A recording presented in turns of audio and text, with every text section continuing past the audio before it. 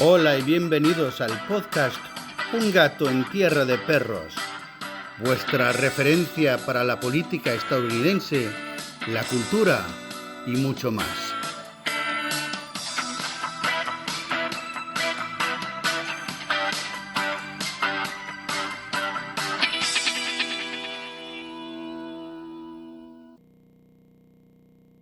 Hello, I'm Joe Magaja. Thank you, friends, for being with me for another episode of Un Gato en Tierra de Perros. Today I have with me Mr. Vinny D'Agostino. Welcome, Vinny. Thank you. Love the way you say my name with the Spanish rolling R's. Love it. Yeah, I was going to say, come va o come stai? Molto bene. Parla italiano. Io capito un poco. Yeah, I can understand it well. I can't speak it very well anymore. That was beaten out of me as a child. It happens. It happens. It's Yeah. I can fake it just because of Spanish, so like when I watch movies in Italian, I can understand them. I understood everything in The Godfather perfectly. It's similar. Yeah, I yeah, found it very similar to the point of being confusing a little bit when I was growing up, but yeah. yeah. I mean, well, the Spanish were in Sicily for like 500 years. Yeah. So yeah, it's I mean, the food, everything, Latin, yeah. very close. You need the Roman Empire, of course. Yeah.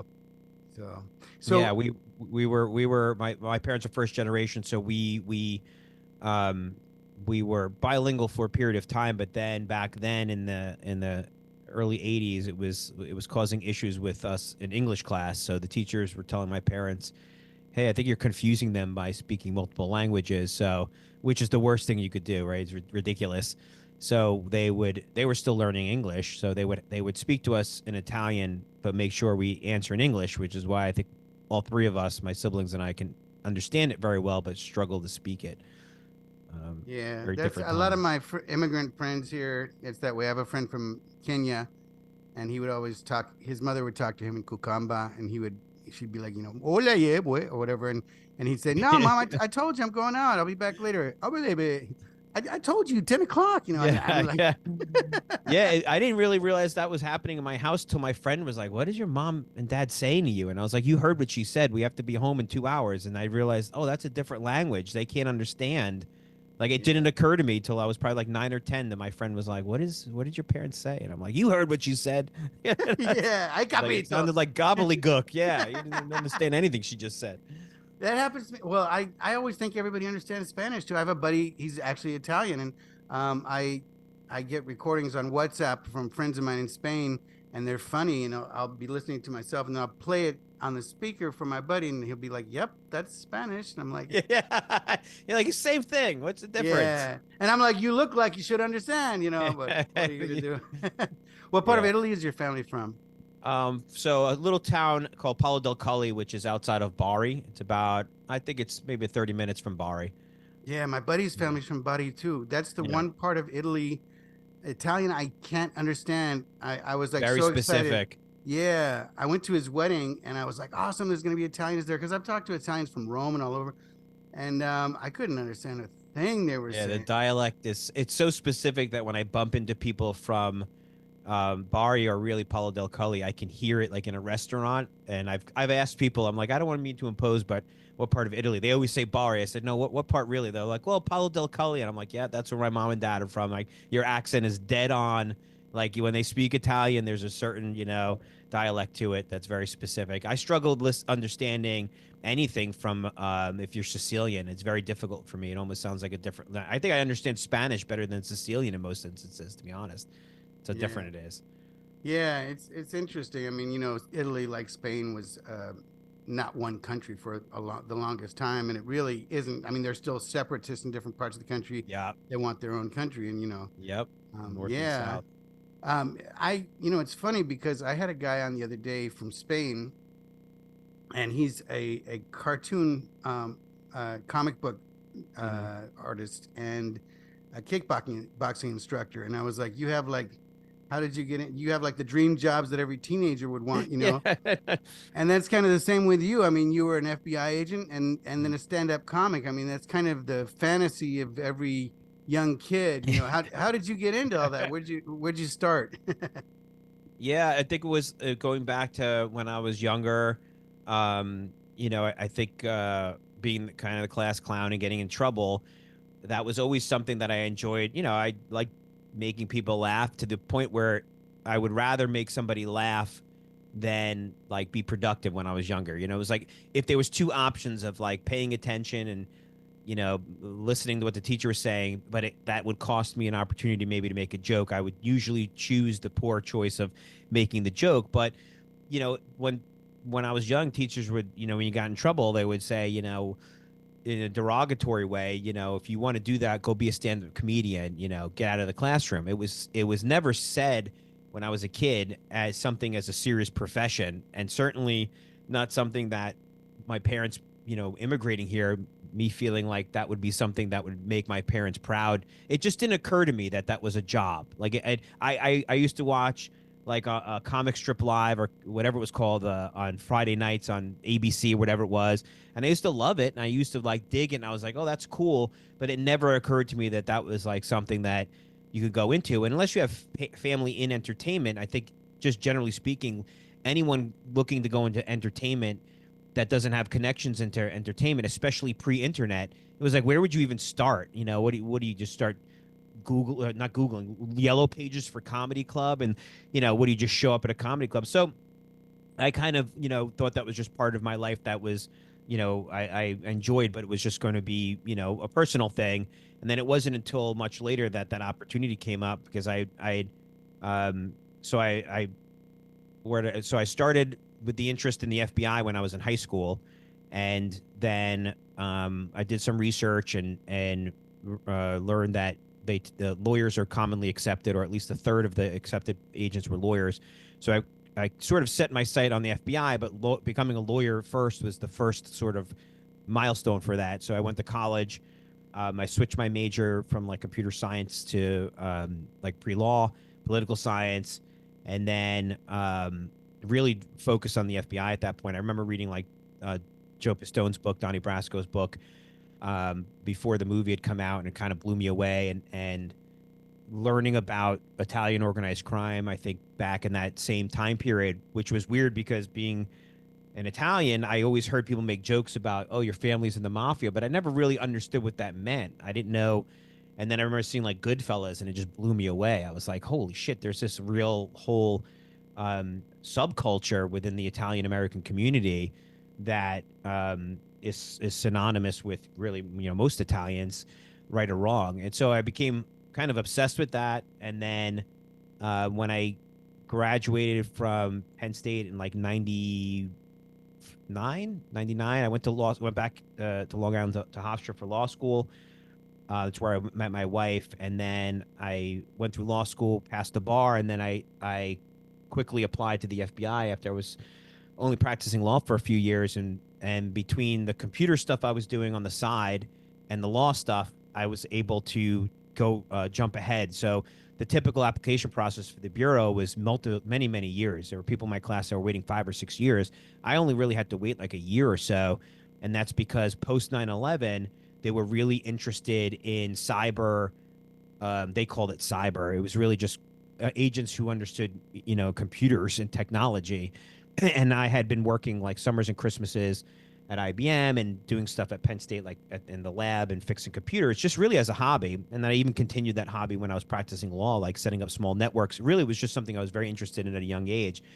And so by the time I talked to the recruiter at the FBI, they were very interested in the cyber, and they didn't really care as much about the lawyer, which is a painful experience because I was like, 6 figures plus in debt now from law school. And they were like, tell us more about your computer experience. I'm like, it's my hobby. I do it on the side. And they're like, well, when we add it all up, you have 7 years experience in cyber. So now you come in under cyber and law, which means you jump a lot, way further into the ahead into the process. So when I got to the bureau, I was like, all right, they're going to stick me in a computer squad, which I really didn't want because I was obsessed with working Italian organized crime.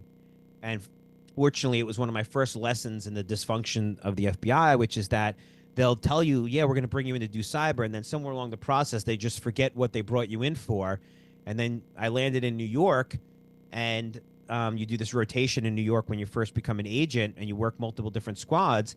And I became friendly with agents working Italian organized crime. There were 5 different squads in New York, and I was doing a lot of volunteer work for the Banana Squad and the Genovese Squad.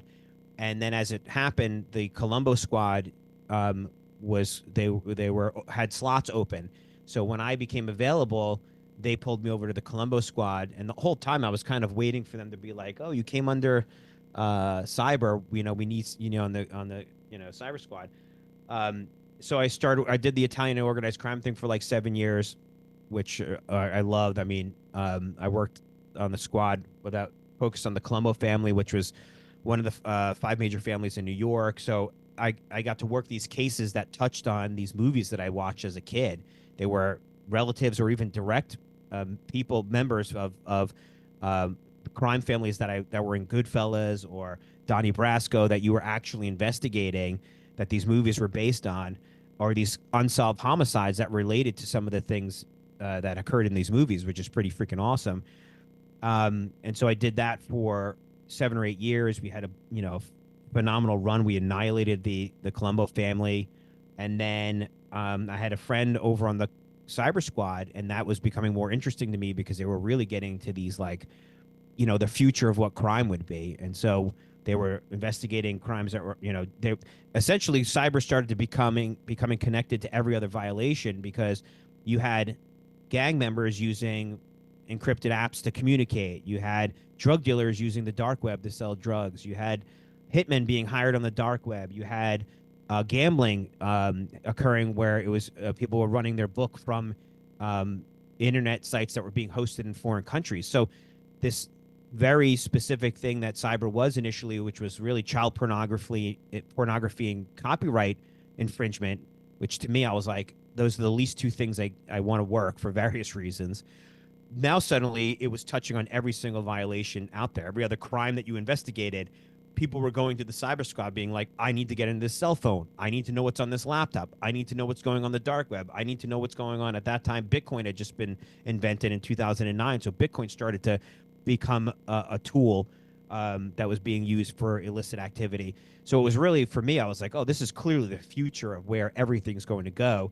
So I was lucky that they were looking for experienced agents from a criminal squad to come over, because they had a lot of really great cyber agents. But the problem is that if you don't work like regular crimes first, it's really hard to cut your teeth on your first cases being like cyber crimes, because it's so novel. So you kind of need to take the experience from the criminal side of it, the pure criminal side of it, the organized crime, drugs, things like that. And if that person had a cyber IQ, they can translate that over to the cyber side easier than someone coming in pure cyber trying to learn how to investigate these crimes that are very, very novel. So when I Right, did that, because yeah. I'm sorry, Go go ahead. ahead. No, I no, was go going to ahead. say, when you're like, I just remember what, and I know very little about the law, even though I work at the courts in downtown LA. But I've seen films where they have a uh, God, what's the word for it? When you have something from a judge signed so Mhm. that you can listen in on wiretaps and that kind of Yeah, thing. like a Title III. Yeah, Right. court Then order. Yep.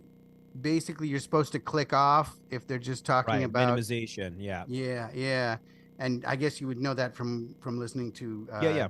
Yeah. yeah. So I mean, but with cyber, you can actually hack into their computers, right? And see every keystroke they're doing. Or is that also limited? No, you still need the court orders to do all of that, and that's what made it so novel. Was people were wrangling with those types of questions, investigating these crimes, because just like the phone tapping thing, there was a time pre phones that those laws didn't need to exist because people didn't have phones, or phones were so uncommon. Then everyone had a phone, and then it said, all right, well, we know what the laws are and the rules of the rules for due process related to a home phone, but how does that extend to maybe a cell phone? What if someone has a cell phone and then they dump the number every 3 days and they get a new number? These are all novel things that like the law was always behind on, because it's like by the time they're dealing with home phones, now people have mobile phones in their car. And then you're like, okay, well, I guess that's the same. And then you're like, all right, but what about a portable phone that they carry with them? All right, I guess that's similar, but what if they change the number? And you're like, well, do I have to get a new warrant every single time they change the number? All right, what if it's a VoIP, voice over IP, where I could literally generate a new phone number every single phone call? Well, now the law is like, there's no mechanism to get a warrant every 3 minutes. It doesn't work that way. So These are all things that like really needed to be worked out. And the criminals, as always, are always a step or two ahead of the law, because when someone invents voice over IP, an engineer says this is great, they look at it a certain way. They go, wow, this is like email. This is a way to communicate. And then a bad guy goes, wait. So you can create a phone number every 3 minutes, and it's not really attached to any real person, and it shows up on caller ID like a real number. A bad guy immediately thinks about, oh my God, I can totally use this to facilitate criminal activity, because my biggest problem is I use a phone number. I got to throw it away every week because that number gets out, law enforcement gets it, they go up on a wiretap or a subpoena, and now they're looking at my phone call. So, I remember the early cases, guys were using like Xbox Live chats for communications about drug deals.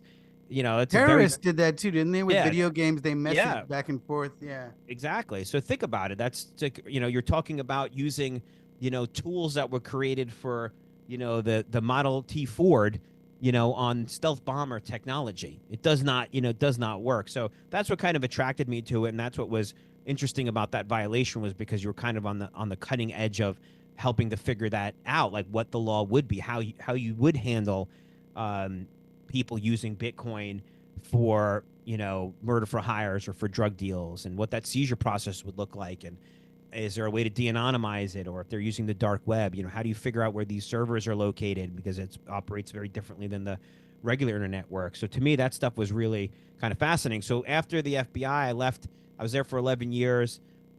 There was this great opportunity in the private sector because of what was going on with cyber. So myself and like 3 other agents, we left. We started a cybersecurity company in 2015. And then it wasn't until I left the FBI that the comedy thing became an option, because I was just never, I couldn't be, on stage, doing a Right. joke, and some guy's like, "You Showing your arrested my face. dad, you prick!" Yeah, some wise guy from the Colombo family shoots me, right? Yeah. Like it just That would it's make just, the news though. yeah, If you live, yeah, absolutely, right. Especially if I shot him first, I'd be like a hero amongst comics, right? I shot and killed a heckler. They'd be like, "Oh my God, that's the fantasy, the wet dream for every comic." Yeah. So it And wasn't then until they'd then. always laugh at you too, because they'd be And afraid after that that, you're gonna yeah, shoot them. Yeah. that'd be my reputation. If you don't laugh, you get shot. Yeah. So it wasn't until I started, then that came about just by going to, there's these 3 major comedy clubs on Long Island that are called Governors.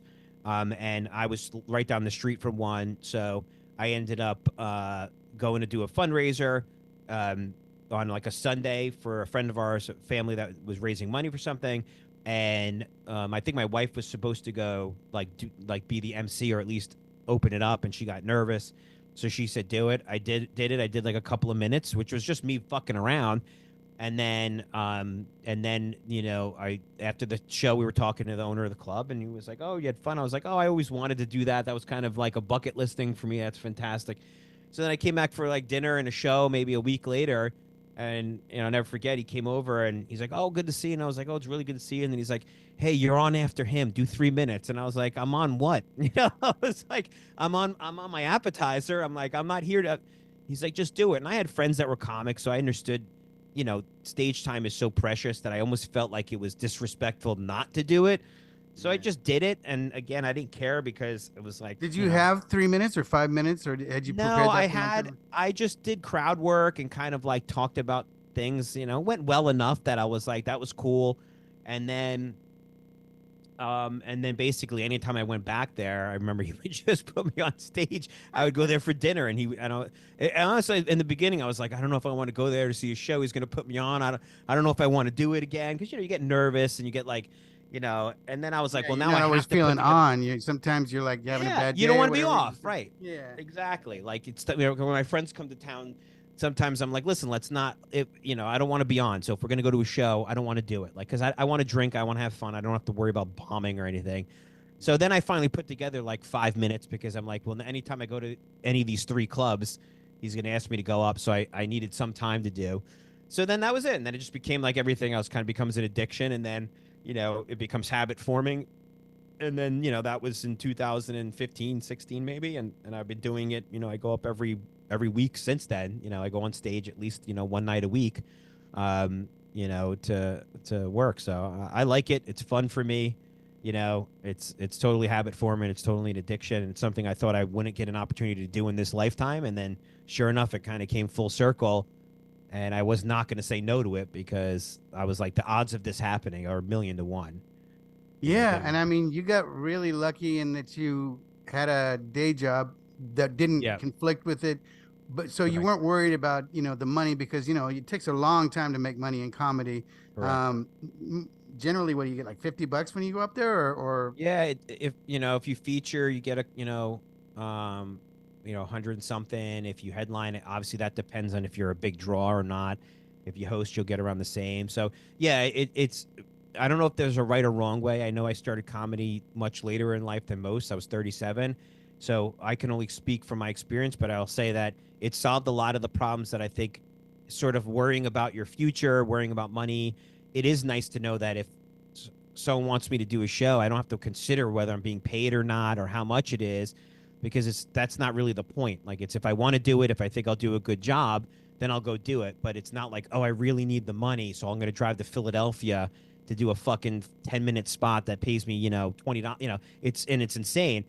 The other part of it is perspective, which is that, I think when you're starting out comedy and you put your whole life is that, then every show becomes this, can start to feel like a make or break moment for you. You have a great night, you're on the top of the world, you bomb, you're like, what am I doing with my life? And for me, I always stay grounded in the fact that, like, the worst thing that happens if I have a bad night is if they don't laugh, I still go home to my family, I still have my career, I still have my life, and and I'm lucky. And I have that, I think, perspective that when I hang around younger comics, they're in that they're in that mode that I was in when I was young, which is like everything becomes this is the biggest thing of my life, and if I don't do well, it's if I don't get into law school, if I don't graduate college, if I don't get into the FBI, if I don't, all these things that I remember passing the bar were these like existential threats to the future of my life. And so in hindsight, you go think back a lot of that stuff and say, I would have been fine, if things didn't work out exactly the same way. But at the time, it always seems bigger than it is. So I think having the benefit of that perspective makes it easier for me to perform because I don't put pressure on myself beyond just wanting to do a really good job. I don't say this in a disrespectful way, but it's kind of like what we were exchanging in the text messages. I don't let this make this my identity to the point that it dominates my life, right? yeah, Like, I yeah, do the things I want to do, I don't do the things I don't want to do. If that means I can't do other things, I'm okay with that because I'm lucky enough that I can do this. For me to, like, oh, let me go start traveling to other states to do comedy. No, my family sacrifices enough as is, right? My time is limited enough as is. I can draw the line and say I'd love to do that maybe if it times up right, maybe in the future, but right now, this is the extent of what energy I can give it, and I think that helps me. Whereas for a lot of other people that are like, this is my whole life, it's make or break, they're foregoing a lot of things. They're foregoing relationships. They're foregoing, economic opportunities. They're foregoing educational opportunities. That's a real, risky game because yeah, it's yeah. it's a miserable business, and it's a lot of talent, but there's also a lot of random luck that's involved with it. Whereas for me to say I wanted to be in the FBI, the skills I worked towards to get in the FBI, I was still a lawyer. So if I didn't get in, I had a useful skill, right? That's not a bad second choice. In my mom's eyes, it was a first choice, right? Being an FBI agent was second to being a lawyer, right? So you're working towards a goal that those skills. There is no use for comedic skills beyond acting or comedy. That's it. It's not like, And writing, but yeah, it's even yeah, that, and it's like, writing, but it's yeah, all anything entertainment is mm, so difficult, yes, so yeah, you can't say, well, the skills I made as a comic, I'm going to go be an engineer now, or I'm going to go write architectural plans. It does not translate. You can only stay within really the entertainment realm, and that is so, unfortunately, I see. So it's so much. There's so much luck involved with it that is like right place, right time. Because I know comics, you see comics, you're like, that comic should be a lot more famous than they are, but they're 10 yes. years too late, or they might be 10 years too early, and Hmm. they're nobody, and they're gonna And not even gonna. comics that are like legendary, like I consider Dave Attell. He's one of my favorites, Yeah, and he could walk down the street and people wouldn't recognize him. exactly right. Yep. Yeah, yeah. And He's, that's I just the mean, I weirdness. worship the guy, but Yeah, no, he's fantastic, but you're right. But like in another parallel universe, he's as big as whatever Louis C.K. or Bill Burr or whatever. Mhm. Um, there's just so much luck that a certain type of comedy hits at the right time socially, that's the comedy that's now becomes the comedy of that period. But it's the same shit that, if that thing doesn't happen socially, politically in the world, that comedy dies and nobody cares about it. But then something goes on and all of a sudden you become the voice of this. And because you're talking about things that suddenly become prescient, they become, front of mind for everybody. And it happens to be the comedy you've been kind of doing your entire career. But just through almost dumb luck, weird shit happens in the world, and suddenly that type of comedy becomes the thing that people focus on. I mean, you think about like Dice and things, right? Like there was a time when Dice could be as big as he was, right? And that was in the late 80s and 90s when I was younger. And someone comes out like Dice now, they're not going to sell out the Garden. Right? That's not, that kind of comedy is not. I loved it as a kid. I loved those tapes. We used to trade them. But that type of comedy had a window, and he happened to be there at that time and have that type of comedy and became a movie star from it and everything else. But to say, well, talent is talent and funny is always funny, true to an extent. But timing is everything. Like, that's true, but timing dominates whether that person rises to just being a working comic to one of the biggest stars in the world, like Cosby or Eddie Murphy. Yeah. Right? And maybe a few pills. I'm just kidding. Yeah. Yeah, that could also help. Yeah. But look, he had the Cosby Show, right? Yeah. That was a time, that was a time socially when TV shows were saying, all right, we're gonna have a TV show with a black family that has educated mother, educated father. We need a wholesome type character. Look at Bob Saget, right? These are all comics that landed these roles that, especially with Bill Cosby, you kind of found that was very different than who he was in the end. But Bob Saget is notoriously filthy, right? And here he is on Full House, and he's the goofy, dad joke guy. Meanwhile, on stage he's talking about fingering his daughter, and you're like, that's Danny Tanner, So again, he became this like huge star, was told to not practice the type of comedy he wanted to practice as a result because it conflicted with his character. But, he's incredibly lucky that opportunity for that show came up when it did. He looked the right type. He talked the right way. He acted the right way. And boom, in another universe, he's just a regular comic or even a no-name comic that nobody would know. Yeah. Well, I mean, one thing that you get also from stand-up comedy, I was a singer in bands for 20 years, and I got that too. I was an actor before that, but is public speaking. I mean, what you need if you run a company or if you do a lot of different things, God, since I'm talking about comic, jokes keep coming to mind. I was thinking of Norm Macdonald because he said, people say that public speaking is like the biggest the fear in the public. It's like I would think it would be ass cancer, but yeah, yeah. But it's true, and I mean, a lot of people are just afraid to speak in public. Like my mother-in-law passed away, and I couldn't get anybody from her family to get up and talk, and I had to talk. And it was brutal, but I just. That's true. That is one skill that can help you no matter what. Public speaking is definitely something you could take from comedy or acting that most people would rather die than do. So that's very, very true. I hadn't considered that, but that's true. But otherwise, it's tough. Yeah, it's a tough thing. Would you recommend? People say this, like, would you recommend your kids go into it? And I always pause because I'm like, I'm not really so sure I would.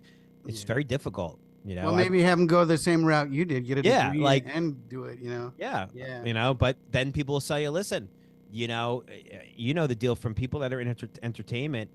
It is, I joke all the time, like, I'm not a real comic. I just say that all the time because I don't want to get into a debate about what a real comic is, because people who don't do anything else kind of convince themselves that is a key element to considering yourself a real comic, meaning I don't do anything else to better myself. I just do this. Therefore, I'm all in. Therefore, I'm a real comic.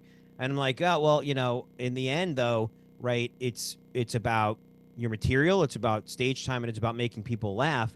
And so if you define it from that perspective, then there's a different answer to who's real comics and who is a real comic and who's not, meaning the audience does not give a shit what you sacrificed when you're on stage. And that's what I love about it.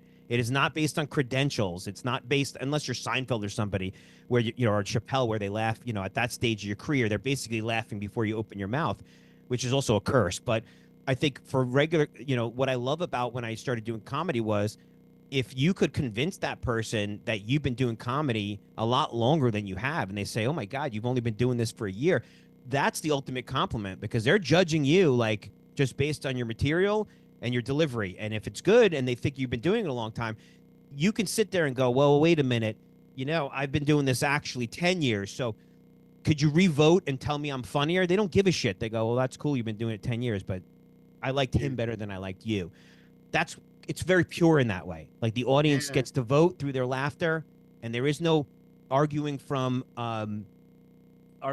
credentials or arguing from authority. It's called, where people go in and they say, "Well, I'm a doctor, I know more." It's like, well, don't convince me that you're right because you're a doctor. Convince me that you're right because what you're saying is logical. Exactly. I'm more You're not compelled. saying like I'm a comic. I didn't go to comedy school for 7 years to be called, Exactly. you know. Exactly, right? And even in my private career, like, it's something that, you know, I don't mention my pedigree as a basis for me when I'm dealing with clients and things like that. I don't mention my pedigree unless I'm dealing with someone who's clearly the type of person that's going to want to hear that because it makes them feel better. But I usually tell them my pedigree and basically tell them, but that's neither here nor there, because all of this that I'm about to tell you is based on my experience of doing this for companies like yours. That other stuff's nice and it can kind of be stories and this and that, but I'm not telling you this because I was an FBI agent or a lawyer. I'm telling you this because I've done this type of breach investigation many times, and here's how this is going to likely play out based on what you're telling me. I always find that to be a lot more compelling. So it's nice. It's a nice seasoning to your background for the people who give a shit. But I think there's too much of that now in the world of people arguing from authority, like, trust the experts. I'm a doctor. I'm a this or that, and it's like, Yeah, whoa, whoa, I'm a whoa. journalist, and it's like, well, Correct. okay, I'm because a you have a journalist. What does yes, that mean? Oh, I'm not exactly. biased. That's ridiculous, right? Yeah. Like, I could determine your bias through your reporting, not because you're telling me that a journalist doesn't get biased, which is also a ridiculous thing because you're a human, right? So I think, you know, that's what I loved about comedy was, like, you just get up there and they don't know if that's your first time or your thousandth, you Mhm. know, and it's about how you do on that moment, and then you get off and you're like, wow, that went really well or did not go well. And so, you know, I have another chance now with the next show to, like, unfuck it and fix it, or build on the thing that's getting laughs and see how far I can go with it, and how far the audience will let me explore that, you know, that topic. um I know, I think that's, you know, really great, and I think I would recommend, you know, for people getting into it, like, be careful, do it while you're young. I think it's great, Mhm. especially before you get married and have kids, because your options, you lose options very quickly the more responsibility you take. So I totally get Yeah, what when yeah, people say, "Oh, 100%. right," Yeah, your yeah. decisions are made for you at that point. Hmm. Many of them. Yeah. Um, I was a musician with in dead end jobs till I was 30, and then my wife now, she was the one that was like, "Aren't you tired of being poor? Don't you want Yeah. something more?" And I was like, "Well, I want you, so I guess I better figure it out, you know." Yes. But yeah, Women. I was also in a program in Israel, right out of high school, work study program. But their whole point was trying to make you make Aliyah, and they want to get you right out of high school because it's before you have any baggage. Yeah. Because as Oh soon as you yeah. go to college, you meet a girl, you get married, you have a Uh-huh. house, and the more you have, the harder it is to leave behind. Yeah. And it's the same way with any kind of acting career, any career in the arts. If you get your big break, you're like, do I want to leave this good job Yeah. for this break? That's, yeah, it's scary. It's wild It's though. it's a total double-edged sword, and I think that's why so many comics avoid responsibility, because they want to have those options. So I get that. But then, if years go by, to your point about, you do meet somebody and now you're thinking about other things you want, like maybe a family, and now you go, all right, well, what's the right move here? You know, I get an opportunity, but I have to go be in another state. You know, is it worth potentially losing my mate? Is it worth foregoing kids? If I have kids, is it worth not being around them? So all of that stuff, the weight of the world, you know, comes crashing down on you when you suddenly start um, looking at things, and you start going, well, maybe it is a little bit selfish, to me, for me to be doing certain things like that. So, you know, you want to balance that out.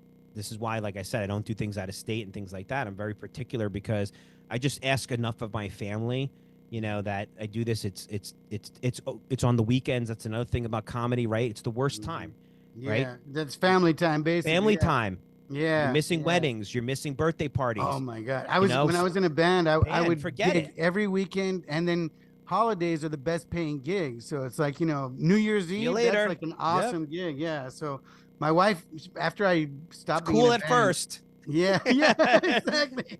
For Yeah, a my couple wife was just, years. yeah, it's like, yeah, hold on, yeah. But she was like, she would just come and she would videotape and do things for me and stuff like that. And it was the whole wives, they would all come together and stuff. But I know that she was kind of tired of it, and we couldn't go to stuff. We couldn't go, Yeah. to people. People would be like, "Hey, well, we're getting together at such and such a place. Oh, Joe has a gig. He can, You can't do it. yeah, it Yep. was rough. But she now, not too long ago, she said, I kind of do miss those gigs though. Even though, of course, also, I don't know if your wife comes to a lot of your shows, but like Yeah, she she would come to all doesn't. my shows, and so she knew all my songs inside and out. Yeah. And It's it's like, rote. It's yeah, I say, it's cool at first because the illusion of performing, you know, is that you're trying to sell this thing as whether it's music or comedy. And it's not that you're not actually enjoying yourself, but it's rote, meaning it is repetition, and you're selling the belief that this is like happening spontaneously. yes, No, there's that joke that everyone, The Simpsons did it great, where like whatever it was, the Rolling Stones is playing in Springfield, and he's like, "Hey everybody, how's?" And he turns his guitar over and it says Springfield, like, "How's Springfield doing?" Like, because he says the same thing. This is the best damn night of the tour. He says every band, says the same thing. You guys, this is the best night of the tour. And everyone's like, fuck yeah, yeah, Columbus, Ohio. Meanwhile, it's like he said that about every city. But the yeah, point is, you're selling that to the crowd to bring them into the moment, even though you've done that 100 times and you're in the moment, but not in the same way they are. And I think comedy, it's about selling the fact that these things are almost stream of conscious that are happening. But when your spouse sees it 1,000 times, hmm, it's like there's, yeah, they're not laughing anymore because they know word for word a lot of hmm, what you're going to say. And there are certain moments where you can go into the crowd or you can riff or you can expand on a joke. And it's like, oh, I've never heard you say that. And you're like, yeah, I kind of thought of it on stage and now maybe I'll work that in. But for the most part, it becomes this thing of like, why are you coming to see me? I say this to her all the time. Like, I almost feel bad. I'm like, you're going to come I see don't go to me. your work, or like Yeah, the old yeah, joke is, I don't go to your yeah, job, not for your wife, of course, but if yeah, somebody yeah. heckles you, I don't go to your job and slap the dick out of your Dick mouth out or of your whatever. mouth. Yeah. Yeah. Yeah, it's just I feel bad to I even don't even like people I know going to my shows just because it's like again the pressure of it all and the if you have one bad night you're like of course that's the fucking night I eat it and now all my friends are like damn he sucks, it's like I just enjoy it for uniquely what it is. I don't enjoy it for anything beyond that, but I think that's what made it easier for me. And I think if there was a way to you know get that across to younger comics, and there is no way because it's just about experience and perspective and only life can teach you that. But my point is that it would make things I think a lot easier for a lot of people. But the whole going into comedy and saying hey, I'm going to go do this, and it starts out like a fun thing to do and then it becomes this thing that's every weekend, and now you're like, oh, I'm not dating anyone, or if I date someone they break up with me because they get tired of this life after a while, whether it's a band or whether it's comedy. They get tired of it. Or the fact that you're broke all the You're time because broke you're, all the time, yeah, and you're like now putting weight on. If you're a guy, you're putting weight on the woman in your life, your partner, to now carry the financial burden. There is an inevitable conversation that's going to happen, which essentially amounts to when the fuck are you going to grow up? Because women get tired, right? It's sort of the masculine feminine role that we all like to deny, but it exists, which is that women want providers and they're all about helping you explore and supporting your dreams to a limit. And then when your kids are born and they need a fucking surgery or their teeth are crooked and they need bracelets, suddenly supporting your dream to become a comic starts to look very much less desirable to a woman. And yeah, so, and as a man, you become like this sort of now, Peter Panish, where it's like, hey, it was cool when we met and you were 18, but now you're 30 and it's not going anywhere. And sure, it could break tomorrow and we could all be happy tomorrow and have all this money. But like, what are our plan B for like how we're going to pay for college or how we're going to pay for school or, braces? And I think that's not unfair to expect of a partner. Yeah. It's not unfair. And sadly, I mean, I live in a suburb of LA, and I'm a screenwriter as well. And I know a lot of people in the industry. And I during the SAG-AFTRA strike, it came out something that I already pretty much knew is that more than 80% of the members of SAG-AFTRA didn't work enough to afford insurance, so they didn't Yep. make 25 grand a year. And that's the thing. Most people Yeah. do in entertainment as a hobby, you know, whether you're a Yeah. singer, an actor, a comedian, Yep. and you have another gig, because it's really hard to make a living doing this. And if you do, you kind of maybe go a little nuts and end up like Greg Giraldo, or Yeah. you know, or Yeah. yeah, or what I was don't the know that comic? it's healthy. I agree with you. Yeah, Like, again, I look at things from different perspectives, which is, what would I tell my son or my daughter? And that's you know, I used to laugh about this all the time. Like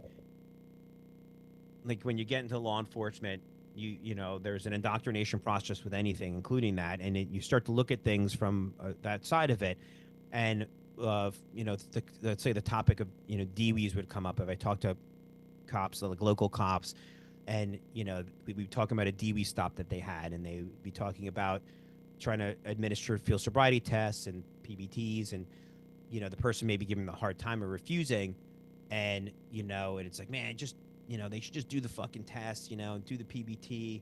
You know, it's out here raining. And I go, totally get you what you're saying. Okay, I said, and then I'd say, now, put yourself in this situation for a moment. It's midnight. The phone rings. It's your son. He says, I'm getting pulled over by the state police. I've had a few too many drinks. What should I do? What would you tell them? Oh, no, I tell them not to do the field sobriety test or the PPT. Right, exactly, right? Because now suddenly this thing that was you're looking at it from the job, the guy administering it, is just fucking do it. Don't be a dick. And then from yeah, now the side of protecting my son, realizing that there really is no benefit to doing that, you're better off just saying respectfully, I refuse. You're going to get arrested. They're going to draw your blood. But there is a benefit to not looking like a fucking clown on the side of the road and having them on video, you falling over, stumbling drunk, right? And so I think that's like, oh, I love comedy. Comedy's great. And then I hear that from young people. I'm like, but when you have a kid, you know, you might change your perspective with the benefit of experience to say, what would I really recommend? Now, if you have endless money and endless opportunity and you're in entertainment, it's probably a no-brainer, right? I've worked with a lot of more than a handful of comics that have relatives in comedy. And I'm like, yeah, it makes sense. They have the connections. Like, there's a much higher probability that if they're even remotely talented, that they're going to have opportunities. But assuming you're not, you know, the son of somebody like that, or the daughter of somebody like that, you have to be realistic about the odds of that, you know, turning into something productive. And you mentioned Greg Giraldo, and I think that's a great, you know, it's like, you know, there is a dark side to this that, and you he know, was a lawyer too. I yeah, mean, he was, yep. In but fact, yeah, I remember I worked with his son. This what made me think of this story was he was at Governor's a few times, really nice kid. And I, you know, again, like, what do you say? Like, hey, your dad did this, and you know, oh wait, yeah, that didn't turn out so great for your dad. So be, you know, be careful, because for what, you know, you got to be healthy, you know, regardless. And you know, this business is not really, you know, you're around bars all the time. You're out on weekends and nights. You're around people fucking making shitty decisions. I mean, comics aren't known for being like the smartest, most practical decision makers, you yeah. know. So it's And again, stage fright can kick in at any age. Sometimes it kicks in late. I would drink usually before shows when I was a singer, um, and I got pulled over, you know, at least yeah, once coming back from a gig, and um, luckily my whole band saw and pulled over as well, and they let me go. Basically, they said, you know, go get a cup of coffee or whatever. oh yeah, But yeah, it's you're you know you the nerves kick in, and maybe you're tired, so you want to do a bump or whatever just to wake yeah. up for the show, and you know, and it's like before you know it, you know, you're all over the Yeah, place. exactly. You Yeah, know, and again, it's that lifestyle of being out late and being in an environment like that. Those things are way more likely to happen than if you have a 9 to 5 job at IBM. Like, you know, nobody's at IBM like, man, this 10 a.m. meeting, you guys want to do a bump in the bathroom? You're like, you know, they have their own issues, but that's not that the was the culture. '80s. Yeah, that was the 80s after that.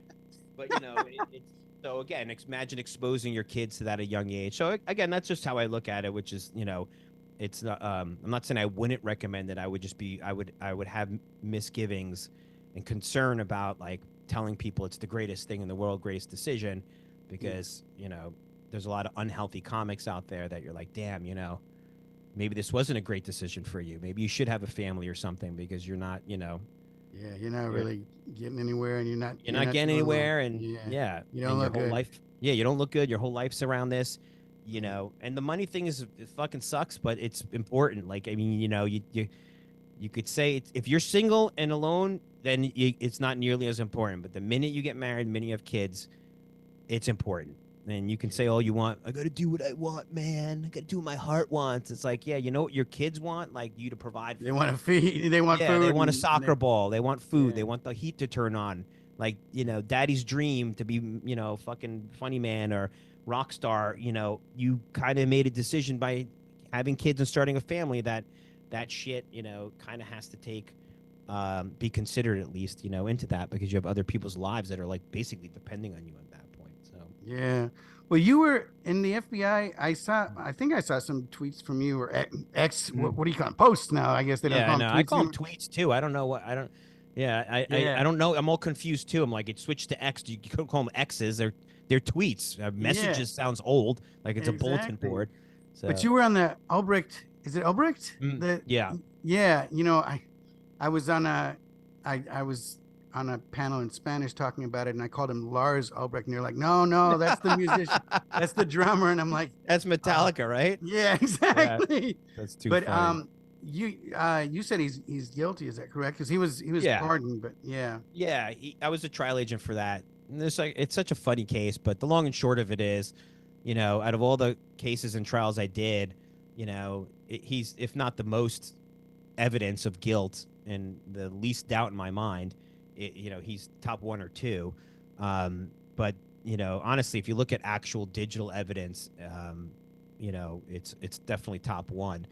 And it became this thing about more about for people that deny this, and that's why I love that there was a trial. Was that 90% of the evidence we provided at the trial. The 10% we didn't was just because we were piling on at that point. But 90% of the evidence we provided at trial, you don't always get that opportunity. A lot of cases will plea out, and then people will say, "Oh, he only took the plea because he blah blah blah," and you're like, "No, there was a mountain of evidence," and they're like, "Yeah, yeah, yeah."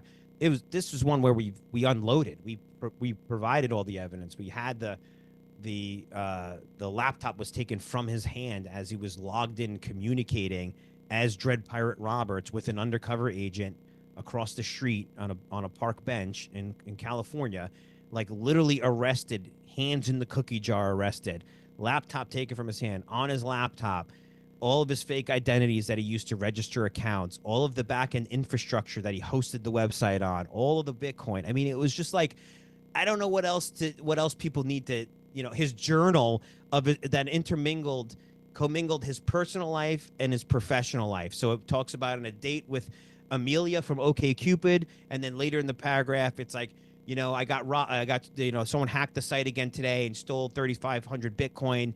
I got to figure out how to increase the security, and then it's back to what he's going to do on vacation next week. I'm like, it's just this mountain of evidence because the whole idea was that he was using this technology, Tor, which is the dark web, and Bitcoin to create these layers of anonymity that were the first time ever someone had really, as a criminal, used it for that purpose to that extent.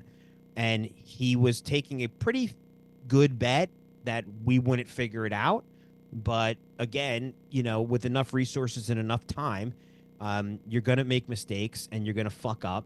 And as long as we keep looking, we'll be able to take advantage of those mistakes. And he made silly mistakes. Like when he first started building the site, one of the key pieces of evidence we had was that we said, where was the first mention of the Silk Road website ever on the internet? Right? You think everything's on the internet, it's logged, right? There's a Wayback Machine. It basically takes snapshots of everything. So wouldn't it be interesting that this first of a kind thing, who's the first person who mentioned it? And so we started running these queries just on the surface web of when was the first time the URL, it's called a .onion, which is like the website for the Silk Road, which is very unique. It's not like silkroad.com. It's basically like a bunch of characters. And like, where was it first mentioned? And sure enough, in 2000 and, I don't know, 11, before the site went up, or right when the site went up, there was a guy named Altoid, I think it was the screen name he used, that said, hey, have any of you heard about this website on the dark web called Silk Road? They sell drugs and stuff, and has anyone used it? And so there was like, who's this guy Altoid, who's the first person ever to mention the existence of the Silk Road? Because the things that on the dark web aren't like searchable like they are on the surface web. Like on the surface web, you could go search for Silk Road and it'll scrape. It'll look for anything that's been scraped that has that word in it. Let's say dark web does not operate that way. Dark web, think of the dark web like a speakeasy. You have to know the phone booth door to open that gets you in. You can't just drive around and be like, "Where's all the drug shops?" It doesn't work that way, right? So, where are the white women at? where are the white women at? Where are the drug shops at? So, sure enough, we pulled the information associated with Altoid, and it's registered to an email address, the account, ross.ulbrich@gmail.com, right? So this isn't like, oh my God, it's more like you made a dumb fucking mistake in the early days, not thinking that the FBI was going to be looking for you, which happens. People do this all the time. And because of that mistake, that's where your name first popped up on the radar of this is a possible person. Well, then fast forward like probably not even maybe 3 months after that, HSI files a report that they intercepted a bunch of really high quality fake IDs being sent to San Francisco, California, and that when they went to go interview the person who was receiving it, a guy answered the door. He looked like the IDs, so there's no like, I didn't order these. It's like, so who ordered 9 IDs for you, right? And they said to him, what's the story with these IDs? And he's like, oh, I don't know, I didn't do it. And they're like, well, it's kind of weird that they're coming to your house and it looks like you. And he stupidly says, well, I heard, though, there's places like this website called the Silk Road where you can buy things like that. Now, the HSI agent doesn't know anything about the Silk Road. This is like real early days. So he just files a report. But in the report, it mentions the Silk Road, which is not a common phrase mentioned often by criminals. So when the agencies start investigating Silk Road and an HSI agent joins the FBI task force investigating it, he starts running queries for any mentions of Ross Ulbricht or Silk Road because of the Altoid post. And sure enough, they go, would you believe that someone interviewed a guy named Ross Ulbricht in San Francisco who had IDs being mailed to him who said there's a place called the Silk Road where this kind of stuff is sold, so I don't know how it all works. So now they're like, all right, well, that's the second strike that this guy knows a lot more. He keeps coming up, in and around in the very early days of it. So that's like all the high tech stuff is important, but where the investigation happens is where the human is involved and makes those critical mistakes that then unmasks the anonymity of what they're doing, because they create a bank account in a name that's tied back to them, because they use an address that has a connection, because they use a car that has a license plate that connects. There's always some kind of mistake that occurs over a long enough period of time that gives you an opening to, guys used to use burner phones all the time, right? When that was a big thing when I was investigating it. Well, yeah, your burner phone's great until you see on the burner phone that you've called the same number 100 times, then you call the number and it's a woman, and then you're like, hey, you know who calls you? No, I don't know. Who's your husband? Joe Smith. And now you start looking at Joe Smith and you're like, yeah, it's Joe Smith's burner phone. Because Joe Smith, he called you, which is your wife. He also one day accidentally called his mother from that phone, right? And then he also called, a venue where he was doing a gig, and we talked to them and they said, oh yeah, that was Joe Smith that called me on that number. You've just fucked yourself. You have a burner phone, but you accidentally contaminated it. So there was a lot of that led up to it. And then, of course, catching him like red-handed. So the discussion that, I guess the thing that's interesting for me is not his innocence or guilt. It's just overwhelming evidence of guilt. It's the discussion around what really people wanted to say. And this was mostly from staunch libertarians, which is just say what you want to say, which is like, you don't think it should have been a crime. Then let's have a discussion on what the fuck a world looks like, with that. But don't sit there and tell me he's innocent, he was a patsy. No, the real issue is that you don't believe this should have been criminal. So let's talk about what decriminalization, let's talk about what 2 life sentences look like and why. Maybe I'm wrong. Maybe you're right. Maybe it was harsh. But my biggest disappointment in this whole thing was that no one ever got to that point to have that real discussion, because it became this, I was set up by the FBI and I was innocent. And now he's pardoned based on this ridiculousness, which is really more of a fuck you from Trump to the Southern District of New York. I don't think he really believes he's in it. I don't think he knows enough to know. I think it was more of like, oh, who did the prosecution? Southern District of New York. Oh, the same people that went after me. Fuck them. So I almost don't blame him in that regard, right? Yeah, Because of the your history. enemy of your enemy is your friend. Right? Friend, right? Exactly. So it was a big fuck you to the Southern District.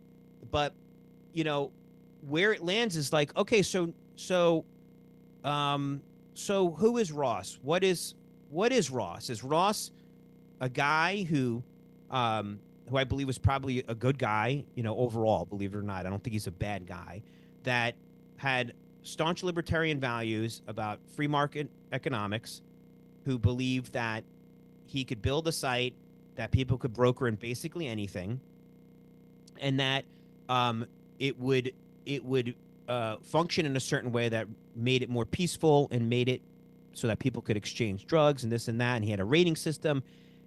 And then it got a little bad, because then people started hacking his site. People started extorting him. And he went Walter White and ordered the murder of 5 people.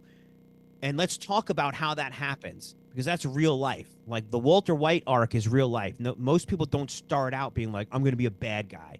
Most people start out with, this is the reason I'm doing it. It's very limited. And then to protect that thing, you suddenly start crossing lines. That's the conversation I want to hear from Ross. It's the conversation I want to hear from libertarians, is how do you explain that? Now, maybe your explanation is, well, he would have never had to murder them if it wasn't illegal. Okay, maybe let's talk about that. I would argue that that type of thing is likely going to happen regardless, because there's a competition between multiple sites that are operating this way. And if one site is now hacking another site, and there's people selling murder for hires on these sites, it's only logical that someone's going to say, fuck it, I'll just have that guy murdered, right? Or like, what is the libertarian principle behind selling arsenic or ricin? Tell me, because that's what was being sold on the site.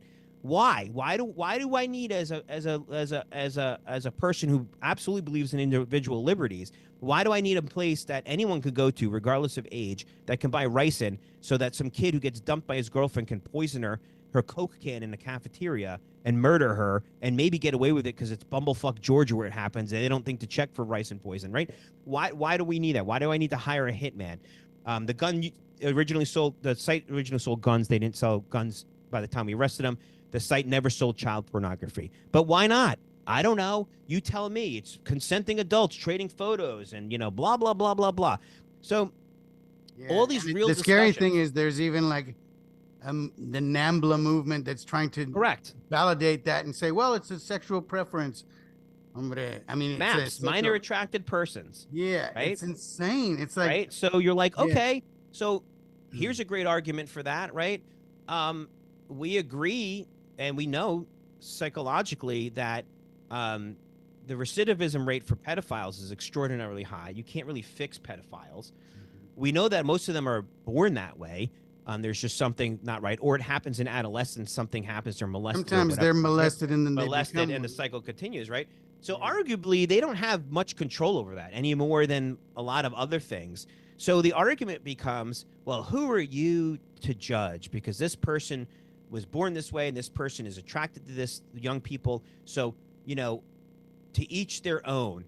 Or, right, incest, right? Okay, 2 consenting adults that are of age, that are brother and sister, why can't they have sex? So it gets to this kind of crazy point of like, where is the logic here? Like, at some point, do we understand that maybe socially there is a value to enforcing rules that there may be some people who are like, hey, I can do heroin without it affecting my life.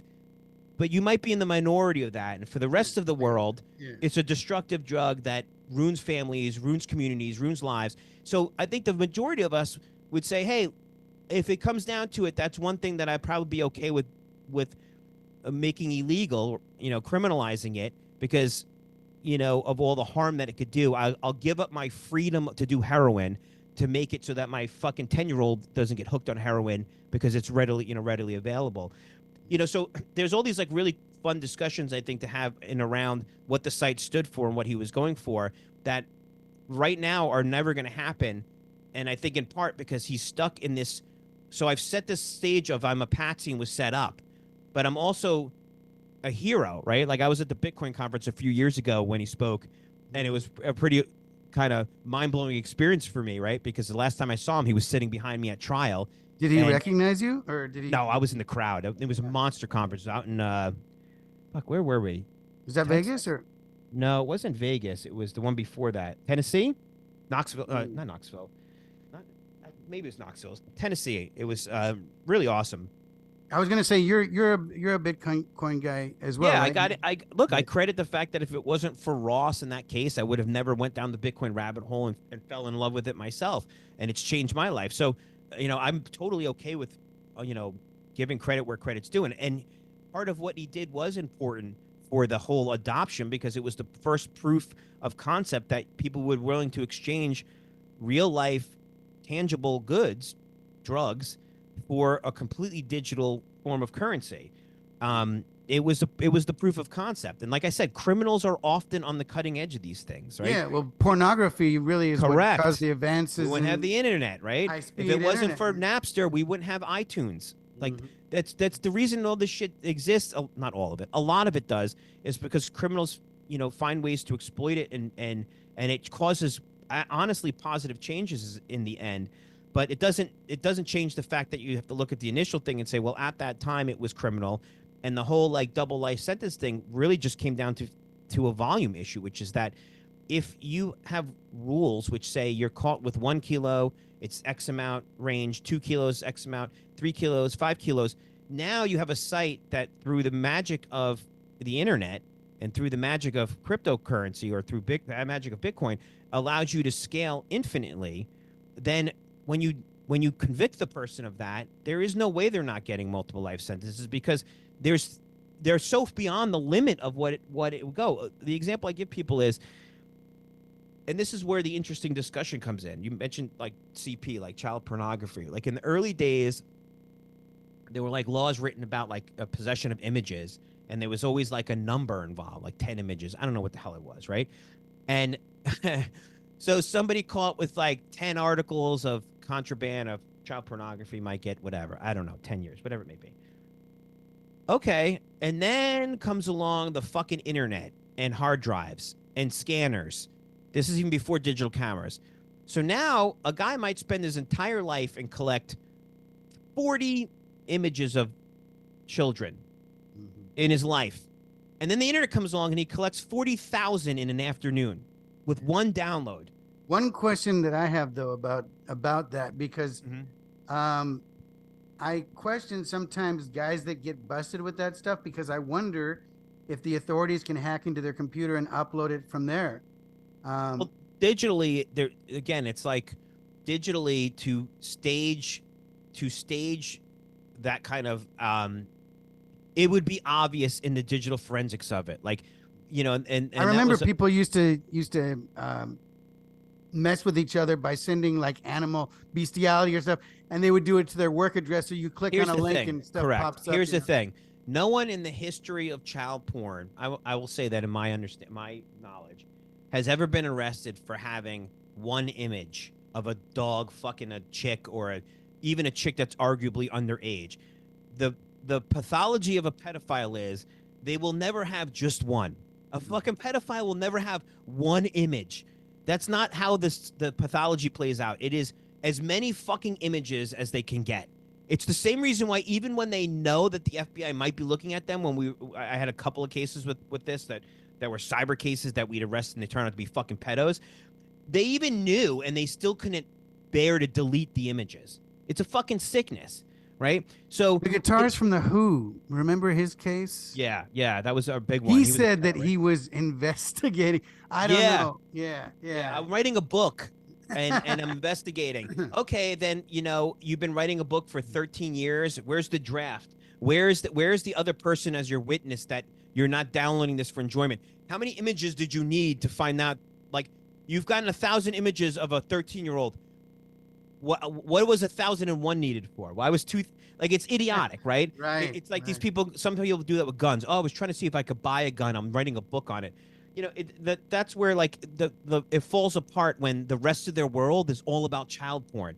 Oh, you find out they have a fucking stepdaughter that accused them of rape 2 years ago. You find out that they were like, it all fits. And so the whole sort of like, oh, well, can they plant it on you? Sure, in some sort of like movie scenario, could you, plant an image or two? Yeah, but the idea that you're going to flood someone's device or devices with child porn in a way that that when analyzed will appear to have naturally occurred over decades is not possible. It leaves too many trails of, your things are syncing to the cloud. There's backups occurring. Those are all time stamped. They're all in and around. Wait a minute, how are you downloading this when we could prove you were in Italy that 3 weeks? And so who was at your house downloading? Oops, we fucked up. Like, there's just too many.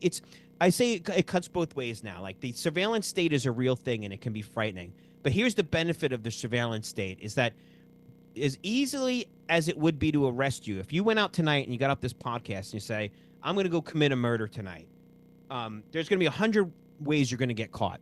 Whether it's cameras everywhere now. Cameras, your and Easy your phone Pass, follows you, so your the fucking Google phone Maps. pinging off towers, your Fitbit, your fucking watch, your car's tracking you. I mean, endless. The list would go on and on. Just as easily as it would be to arrest you for doing something you did do, it would be just as easily to prove you didn't do something you're accused of through the same evidence. Someone says Vinny went out to so-and-so tonight and shot somebody. I would be like, yeah, really? I was on a podcast. I wrote an email. I did a backup. I watched a YouTube video. I mean, I left my house. Where's the video of me leaving my fucking house?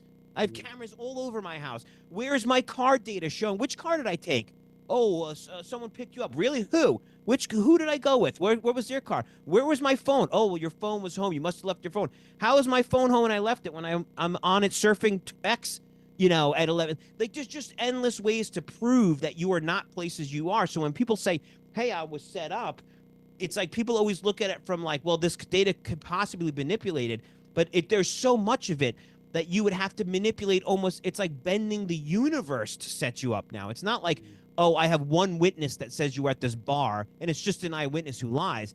That one witness says you're at this bar. You're like, there should be so much corroboration around that you're like, all right, bar has cameras, parking lot has cameras, the car that pulled up. There was a guy who's got a Tesla with Sentry mode on. His phone was over there. There's a photo. It's like, so, now, if you watch the movie Enemy of the State, great Will Smith's movie, right? Part of that movie is, if I remember correctly, is like, well, what if the state decides to like manipulate? Or if you remember The Net with Sandra Bullock, right? Early. Yeah, early on. It's almost laughable. But they, if you remember, she's Andrea Bennett is her name, but she works on computers and does software development. Nobody knows her in real life, and they go into DMV. They change her license name to Ruth Marks. They now make her a prostitute. They change her criminal history records. They change the deed to her house. Again, it's a movie, so they're kind of taking liberties. But like, the movie stretches, it's a suspension of disbelief, right? It's sort of, even in the 90s, was exceptional. Now, nobody can make a movie like that because you'd be like, wait a minute. Like, how did, nobody knows what some stuff they can do, like they can steal the deed to your house in California, at least. That's something that's kind of crazy through ID. But there's a record of it. Yeah, but like there's a record of it. Like in the movie, it's like suddenly the house always belonged to Ruth Marks. No, that there is a record of these things that happen, and you'd have to explain. Like, for example, if somebody said, I want to set somebody up, so I'm going to create a fictitious Gmail address for them, then I'm going to flood it with child porn or illicit material, they still have to explain my actual email address that I've had my whole life, that suddenly this new one appears on day 7. And, okay, no, we're going to backdate it, and Google's going to be involved in the conspiracy, because it's not the government who controls Google and Microsoft. That was one of the big lessons I learned on cyber, was like, this idea, like in Enemy of the State and the net, it's almost the idea that the government has all the access. The government may have the access to government-run databases, but the government does not have access to Google, Microsoft, Facebook. There is more of your shit on those sites than it is on DMV. So think about them changing your DMV and some conspiracy happens and they're like, we're going to make it so this guy never had a license. Well, first of all, you have physical license. Let's all pretend it burns down in a fire. You have no physical proof. Now they want, for some reason, it's really important that they show you never had a valid license. Now you're like, well, it's the government. If they're telling me it's not there, I'm screwed. Well, now they have to go on social media and delete any reference to you having a driver's license your entire fucking life, including you driving a car for many years, and maybe even photos of you online with your finger over your, oh, I'm turned 21 today. The enormity of that to say it can happen. There's just so much. Now you have AI coming in with deep fakes and all that, and that's another kind of concern. Right. But it's not. Yeah, that's the threat. Michio, you know who Michio Kaku is, right? Yeah. The Japanese guy. He was talking about how you can actually download your memory. Michio Kaku, Yes. Physics of the Future, is a great book. Yeah. Yeah. Basically, he can. It's getting to the point where they can actually implant memories in people, so people could be false witnesses and that kind of thing, or also download your entire memory onto a computer and that kind of thing. Is that? Do you know anything about that, or is that? No, I mean still that's a ways away. I mean, putting false memories in people has been happening. for hypnosis or other things? Just suggestibility. People, Yeah. there are certain people that are that are susceptible, yes. yeah, and prone to. They're highly suggestible people. Not surprisingly, children, right?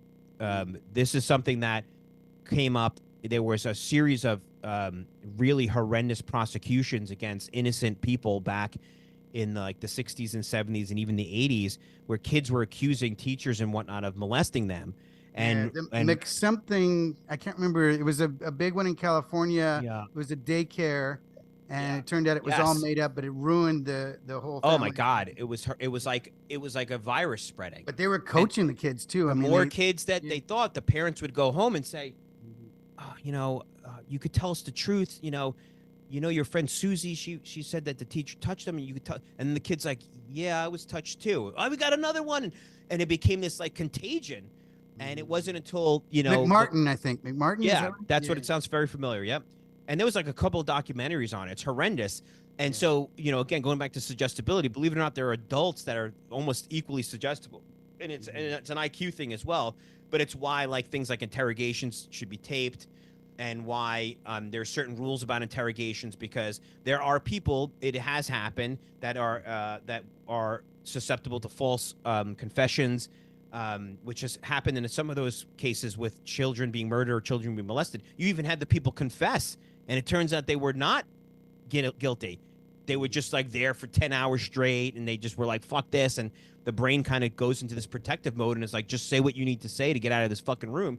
And then they say the Making a Murderer. Did you see that documentary? Yeah. That one kid was, I wouldn't say he was retarded, but he was slow. Correct. Susceptible to that. Yeah. And he kept saying, well, if I tell you this, can I go back to class? Yeah. Not understanding the consequences of that. Mhm. So, and that's why the rules about interrogation are a lot stricter now. And, there's things that you can't deprive people of food and water, and you can't make promises like, well, if you just tell me, we'll make sure this goes away. And I think they still do that. And I've heard, at least in the UK, there are people that get stopped at the airport for whatever, often for the hate crime of posting something hateful on X or whatever.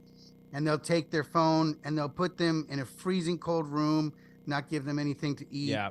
And keep the lights on full blast so they're awake. Insane. Yeah. It's sleep torture, deprivation. Basically. Yeah, it's exactly. Yeah, you can get pretty much anyone to confess to anything over a long enough period of time under the right conditions. So as far as downloading our memories and things like that, I don't there's some real technical challenges to that. In part because our brain does not function like a database. Our brain, functions like a spider web. It doesn't function like an organized database. So, there are things that we can use where you can put sensors on parts of the brain that interpret vision and basically think of things and have the computer generate the image you're thinking of. But to say, hey, download my childhood. Well, first of all, no one remembers 90% of this stuff. Like it's designed, your A lot brain of is people designed. block it out because of Yeah. trauma or whatever And too. but your Yeah. brain can't hold your life's information. It's designed to store only a handful of long-term important pieces of information, and the rest of it is short-term because imagine you're walking around trying to sort through 48 years of memories to get an answer about, a lock combination you need now. Like I don't Yeah. need to remember I the mean, one I there's had. some idiot savant who can tell you what he was Yeah. doing on Thursday, August Correct. 4th of Yeah. 84 or whatever. But yeah, Yeah, but they don't function well in society for that reason because it's not how we interact with our environment that you need to typically remember shit like that. So, I really am a fan of Michio Kaku. So I probably have to read it to know more about what he's talking about. But the bigger sort of threat or what we have to face now is the implementation of artificial intelligence in generating things that, okay, well, if I want to create an image of a politician with an underage prostitute that looks convincing and I want to generate 50 images, well, what happens when those images start to get to the point where it's really difficult to tell them from reality? And by the way, we've already experienced this on X. There are photos already circulating that now the thing becomes a reality, even though it's been debunked. People go, no, I saw the picture. And I'm like, that was a fake. It was proved an hour later it was fake, and it doesn't matter because in an hour, right? What's the expression? A lie can go around the world 3 times while the truth's still putting its pants on, right? That's the way it is. A lie travels way quicker than a correction or the truth does. So I think that's a more of an existential threat to civilization and humanity is that we can get now inundated with fake media that would take longer to debunk, and by the time it gets debunked, there could be a reaction already from the public that's really scary. Or someone saying, here's a picture of someone, when they were in college, raping somebody, and now there's a photograph and that person or is even a like, video now. Yeah. yeah, Yeah. I have a cousin who's in biotech and yeah, I upset him because he texted me a picture of himself with his sister and his niece. And I put it into Grok and made a video out of it where they say yeah, cheers. And he was I think he was furious. He texted me and said, please don't put my right, image into artificial intelligence. I'm a very private person, and please do not post that anywhere. And I was like, I'd yeah, never post it, but I was just yeah. But messing think around. about it. He has to rely on other people not to put his image into AI because they can. Yeah. So, I mean, you're screwed. Like, if your whole defense to this is, I'm not going to participate in AI, well, someone takes a picture of you on the street and now you're blowing a donkey in a video. What are you going to do? Tell them, please take it down? Like, it's unavoidable. So I just hope that, that's what I loved about when X implemented, that fact checking part of it. We need something like that should be happening in almost real time. That if someone's going to post an image, especially one that's potentially defamatory, that it's immediately checked to see if it's AI generated. And there's a tag on it, like this photo is AI generated. So by the time it's replicated and retweeted, it's already tagged that way, and it's immediately known because it's scary to think that it might take a day or 2 days for people to say we don't know if this is real. And we don't want censorship, right? We of course don't want things being saying, hey, here's a really bad thing that's happening, and then it gets flagged as AI, and then people are like it's not true. But I think the risk is on the other side, which is it's just a tool for mudslinging that people can use. That And for fun. I mean, I I retweeted an AI video today that from I don't know if you know about the flotilla that went to Cuba, and it was all these rich leftists. Oh yeah, I just watched a video on that today. Yeah, A Pablo guy's doing a live Iglesias. stream with crappy internet, and he's talking about how great it is, and Yeah, and Pablo Iglesias is one of them. He's the leader of Podemos in Spain. And so there's a video that someone made, but it's all AI, but it's him going, hey, friends, I'm going on a trip to Cuba. I can't wait. And he's like on first class, it looks like yeah, Emirates, And then he's like, campaign socialist, yeah, yeah. And he's like having caviar. And then it says, and here I am in Cuba. Oh, I can't stand the smell on the street. I better get back to this 5-star hotel. And yeah, he's like, I'm just going to have a bite so I can show the kids that this is what you get with socialism. You're not going to eat today. Sorry. yeah, And I sent it to a friend and he goes, that's AI. And I was like, yeah, that's AI. Obviously that's AI. yeah, yeah, But he goes, but it's still funny. I said, yeah. yeah. Yeah, it's just But obviously I it's mean, got a some place. people maybe thought it was real, but it's like Some stuff Yeah, is of course. If you obviously don't know the AI. context, if you don't know who that person is, and that person wouldn't be doing that, you might not get it. And you know, I went on Facebook Marketplace last week, and the beauty of Facebook Marketplace is I have to go through regular Facebook to get to it, which means it lands me on it. And of course, you see something, you're like, "What's this?" So I start scrolling through it. I'm like, "Is all of Facebook AI videos? It's all shit." Like, I watched like 8 videos of cars sliding down icy hills that were clearly AI, but clearly to me, but not to the average person, because I read the comments and they're like, "Oh, those poor people." I'm like, the car bounced like rubber, off the truck. There was no, Yeah. didn't you? But old people are fucking screwed. Like, Mm-hmm. old people are not going to be able to logic their way through that. They're going to be like, "No, I saw this truck. It went through 3 intersections and then it hit a thing." And it's like, at what point do you just go? There's going to be a segment of the population whose final years they're going to be living in a fucking fantasy world, an AI generated fantasy world, that you're not going to be able to convince them that everything they're seeing is Isn't real. is, is Yeah. isn't real. Because I saw a video that Trump did this, and then I saw this, and I saw that, and you're going to be like, it's all fake. And they're going to be like, how could it be all fake? And you're going to be like, it's too long to explain. So I guess, it's been nice knowing you, but, Yeah. you know, Yeah, that's the way I am with a lot of people I know, just because already there are so many people that don't get the whole story about just news stories because they only get their news from one one source, source. Yeah. and then they're like, what do you think about the Samurai Wallet case? Do you have any thoughts about that one, or Um, about Roger Ver? I mean, I know those are two very. Yeah, Roger's got a very leaving Roger Ver out of this. Um, the I believe the entire case in and around Samurai Wallet has to do with like coin joining or mixing crypto. Right? It was like they were essentially being accused of money laundering. Right? Is that what it comes down to? Right?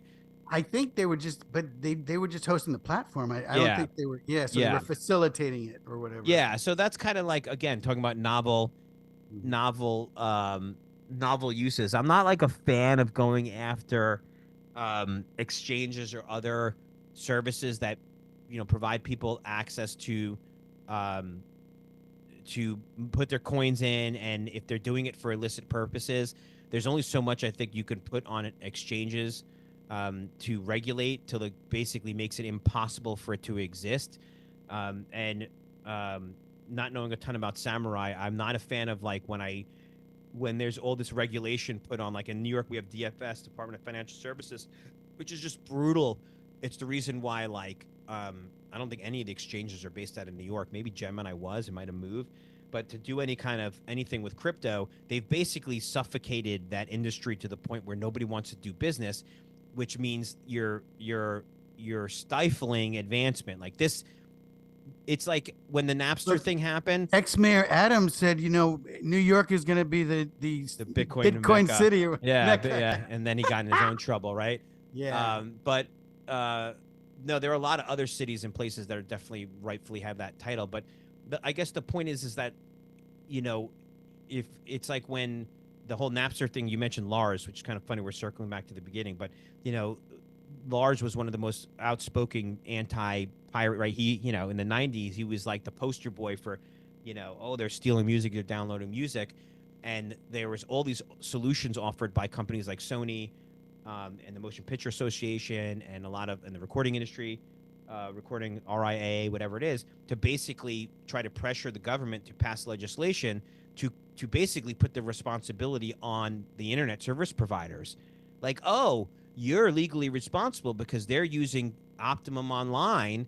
They're using, Verizon didn't exist at the time, but they're using AOL to trade music, and it's a really dangerous, um, a dangerous precedent to set, because it's like the It's like internet is the yeah, rails. It's yeah, the roads. If I yeah. use the roads to take my kid to school and someone uses it to transport heroin, the roads are not the reason for it. And this is, again, interesting, connecting back to the Ulbricht case. The argument from Ulbricht, or mostly his mom, was like, oh my God, if my son loses this case, they're going to go after every internet website and hold them responsible for the stuff that's happening on the website. Here's the fallacy or the fault in that logic, is that this was not happening on Craigslist or an AOL chat room that AOL was not participating in. Ross built the site, made the rules, took a commission of every fucking sale that occurred, and when someone broke the rules, he enforced the punishment. He is not just a guy hosting a site. He's the, as in his own words, he's the captain of the ship, right? It's no different than a mafia don in a bad mafia movie, or Pablo Escobar. Well, he just had a farm. It's ridiculous. It's ridiculous. Yeah. So that's where, and of course, when he lost, there was no sort of, chilling effect that she was warning the world about. Oh my God, all these sites that we love. If you're on a car site and you love Ford Mustangs and you're on a Ford Mustang site and somebody on the site talks about a murder for hire in a private chat, you're going to go to jail as the guy who runs the Ford site. Never happened. No one was ever prosecuted for that, even though those cases do occur. They just go to that site and say, "Hey, or we have even like we said before, the video games where people, terrorists message back and forth. Right. No one holds Xbox Live. So the danger is, when you start saying, "Hey, this is an exchange. It's a financial institution." It's exactly like a bank. Going back to what I was saying about trying to enforce laws that were written for telephones and home telephones that are on wires to cell phones or VoIP. If you're trying to say, well, our rule is that if you run something and somebody does something there, like you're running a bar and someone's selling heroin out of the back of the bar, you might be responsible as the owner of the bar. That does not work with the fucking internet, right? It's a magnitude issue. It's a scaling. It's a no, because the internet is like the ocean and a bar is a bar that reasonably the people should know what's going on in their own bar. But if you say, like, hey, you can't blame AT&T if a mafioso right, if you're using it for a murder for hire, right? They're not listening. They're not. You can't. So I get really upset when these dumb legislators say we're going to pass a law that requires every exchange to validate that the wallet that it's being sent to is registered to a person with a photo ID, and you're like, that's not how that works. Like, if you move money goes off completely of an exchange, against the concept of it. It's completely counter to the concept of it. So there was a point when they were literally saying that in New York, I believe it was, that you would have to register your private wallet IDs with the state and only use those. And if you moved it off the exchange, then that had to be registered. And you're like, so that is a technology killing law. Nobody would do that. Elizabeth Warren had that big. Yes, it was Warren. What is, is she paid off by the banks? I mean, the banks is more likely, and their own ignorance and not understanding, and then she tried to say, oh my God, Bitcoin is used in terrorism. And they were like, it's used in 0.0001 amount of terrorist funding is Bitcoin. You know what the rest of it is? American cash. So your own currency has become the primary, and the U.S. banking system. Right. Look at Epstein. Who's using Chase? Yes. Right. Like that's like we're attacking this thing that is 0.001% of the problem, and it's staring in your fucking face that they're using the rails that you've built, and they've been using them effectively, and criminals still, by and large, and it's 2026, by and large, prefer cash and the traditional banking system over Bitcoin. So what do you think about speaking of that? What do you think about? There's this whole push to get rid of cash altogether and to have digital currency where the government has their own, there's it's the terrible. digital euro. Yeah, it's terrible. Yeah, central bank digital currency. It's terrible. So New York just passed a law. I didn't read into why, but I was shocked that it passed and said they're prohibiting stores from banning cash, because there was a lot of stores, I guess, just not accepting cash. And I think that's a great thing, because the reason why the central bank digital currency is so evil is because it forces you then to make every purchase you have now is easily tracked, way more easily than you having 10 credit cards. The government has a very difficult time on a mass scale, again, in when you're talking about orders of magnitude, right? Looking at one person, they could look at all your bank accounts and know what you're buying. Now do that for 350 million people in the United States. They can't scale that. They can't. There's no technical solution, because they'd have to go to Chase, they'd have to go to Wells Fargo, they'd have to go to Bank of America, and they'd have to get a live feed of your charges as they're happening. And Bank of America, they go, hey, this is not ethical. We're not going to do this. So the solution, they say, is let's just come up with a CBDC, a central bank digital currency, which is like a ghetto, bastardized version of what Bitcoin stands for. It's the opposite of Bitcoin. It's something that now is registered with the government. That means now every purchase you make a stick of gum, lubricant, a dildo, a porno mag, your steaks at the store. They see it all. And if there's a need to censor you, and this all happened, we saw this happen in Canada during COVID, but it was also happening in the United States, and they want to debank you, they can fucking just say, guess what? He is no longer allowed to buy steaks anymore. He's no longer allowed to buy. He's a right-wing, alt-right-wing lunatic, and we got to make sure that anything related to anything, nunchucks, brass knuckles, guns, even though, he's not allowed to use his CBDC for it, and let him fight us to unlock it, because it'll take 10 years for him to unfuck this. So there has to be some, and they also want to tax everything, of course, and then tax the fuck out of you for everything. Yeah. You want your landscaper, you want to give him $100 cash. Nope. It's got to be this. So it's again, it's all with the point of, the more they know, the more they can tax, the more they can use it against you. And there has to be, in civilization or society, in a free society, my opinion is, there has to be a level of like gray area or anonymity that people are allowed to fucking operate in, that the government doesn't have instant frictionless access to what you're doing. I'm not saying you buying that dildo at the store, they can't figure that out. They can. It just takes some time and effort. And that's what you need, is a little bit of friction. There needs to be a little bit of resistance. Then they say, hey, when you consented for, the Easy Pass. Easy Pass was, hey, this thing is, if you want it, you get it. Then it was, we suggest you get it. Now it's, you better fucking get it, or you're going to get tickets in the mail. It became this option to now a mandatory. Remember the early days of Easy Pass? I ain't putting that shit in my car. Government's going to know everywhere I go. Now suddenly everyone's like, fuck it. I can't get around without it, because I'm not sitting at a toll booth. And now they're scanning. If you go to Vegas, license plates. Yeah, license plates. They don't even need it anymore. They don't even need your Easy Pass. Yeah. So I think, it's the what do you do when it's so easy to do that it removes the barrier, to doing bad stuff, because it becomes, someone gets elected. If someone were today to say, we want to tax every single person in an administration, a presidential administration, could spend 4 years trying to figure out the logistics of that, and maybe never get to even do it. If you have a CBDC, it's only a policy away from happening, because someone's going to say, oh, that's easy. Freeze accounts or do whatever. Freeze accounts. And also, it disenfranchises undocumented aliens or anybody that lives on cash that doesn't have all the waiters, waitresses, right? Homeless people who beg, right? Now everybody's in the system, and it becomes a mere matter of modifying the code to say that these purchases are now deemed, these companies are now deemed, off the list of what now this, any company that supports this type of politics can no longer accept it, and now they go out of business, because the government, with the flick of a button, says nobody's allowed to use their CBD for overnight. Your business is done now.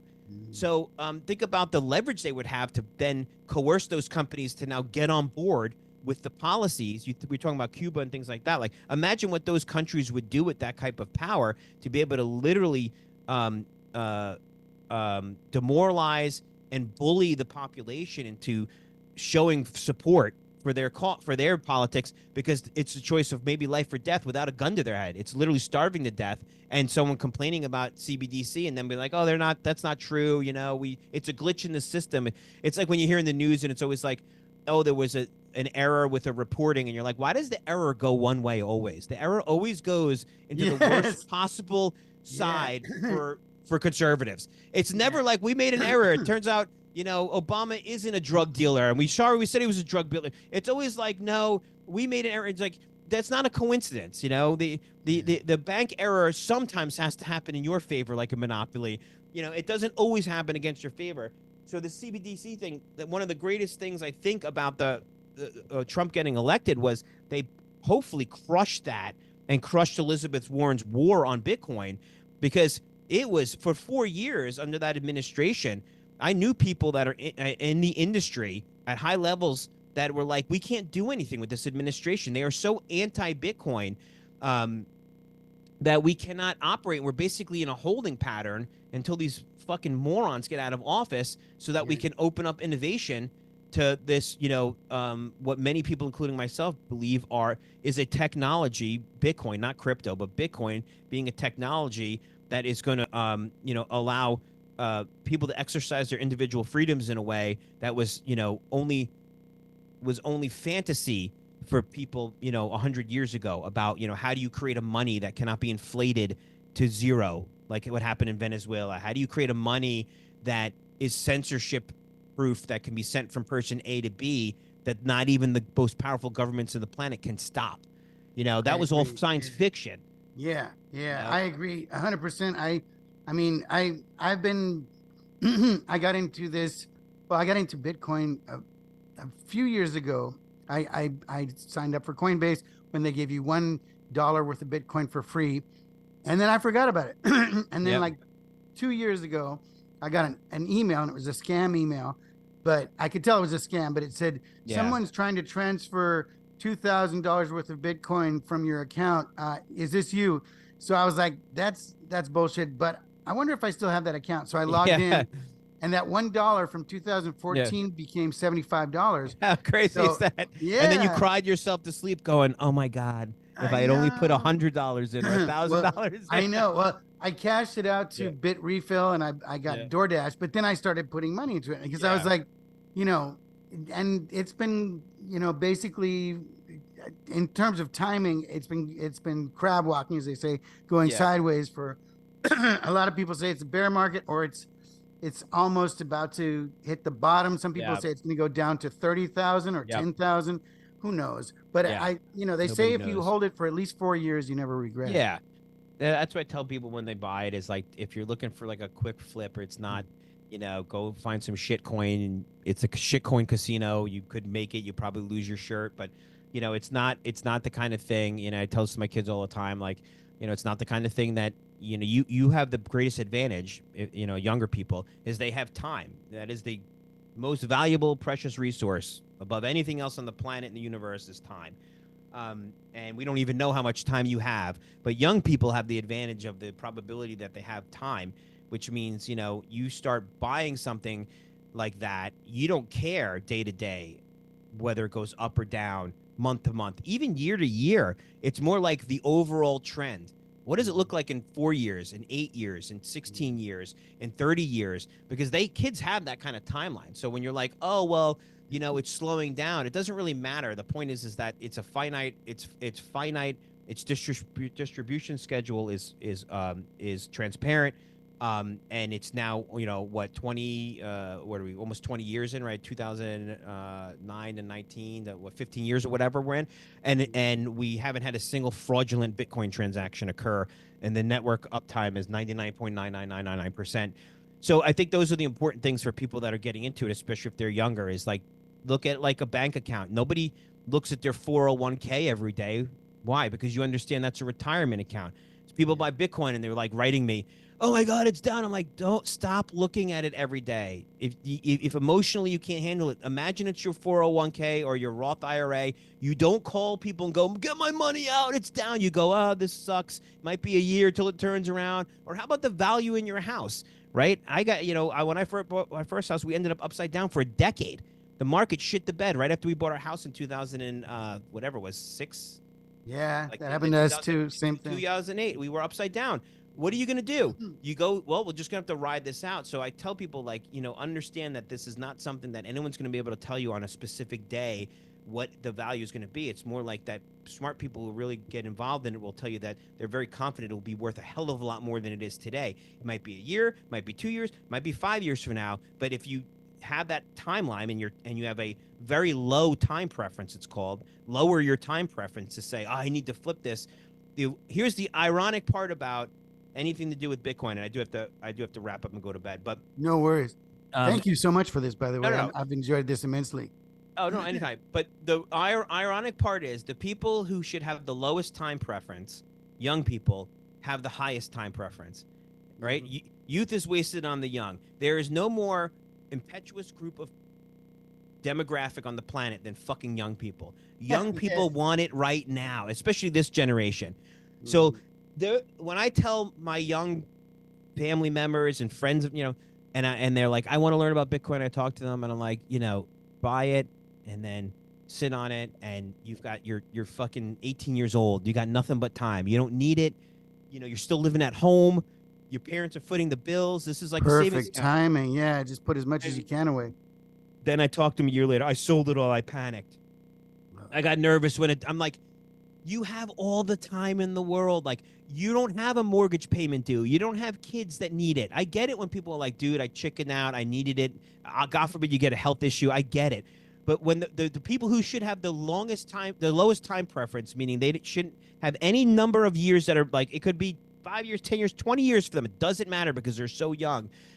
It's the hardest thing that I've had to kind of impress upon my kids is, get rid of that, your belief that you're going to need this in a year, or what if I need it in 2 years? I literally tell my kids, okay, if this makes it easier for you, if you need this anytime before 10 years, I will take care of it. I will pay you. Yeah. If you say, Dad, you know what? I realized that I want to buy a car, whatever. I will fund that for you. If that's your concern, is that you're going to have some catastrophic event as a 20-year-old that you're going to need It all used this to be money. like bonds, savings bonds. Yeah, When you were a savings kid, bonds, Yeah. right? Or a Roth IRA that somebody gives you. Yeah. And if young people can get, most of the time what happens is people wash themselves out, they sell it, and then they end up buying it back at a more expensive A higher price. price. Yeah. At a higher price. Yeah. And I've even done this in the because I was in so early when it was like $10 a coin. I want to punch myself for decisions I made way back then. But I learned that lesson, and then I said I'm never doing it again because it hurts. And so Yeah. I say to people who do that, hey, you learned the lesson. Now you know. Now next time it drops and you get lettuce hands and you're like, oh, I'm gonna sell. Don't, because every time you've done that, what have you learned? You should have just kept it. Yeah, they say people get Bitcoin at the price they deserve, right? Deserve. Exactly. Yeah. I love that expression. Everybody gets Bitcoin at the price they deserve. And when you really think about what that means, it's like, okay, yeah, that's kind of the way it is. And it humbles you. It fucking humbled me. It humbles everybody. It's just what price it humbles you at. And then you go, yeah, I learned that lesson. And now it's funny, right? Because I have these discussions with people now, and they're talking about, Bitcoin's at 77 right now, 70,700. And I laugh and I go, you do realize that you're arguing with me about this crash to $70,000, and I was in it at under $10, and remember the crash to $2, and then remember the crash to $10, and remember when I was in our squad area.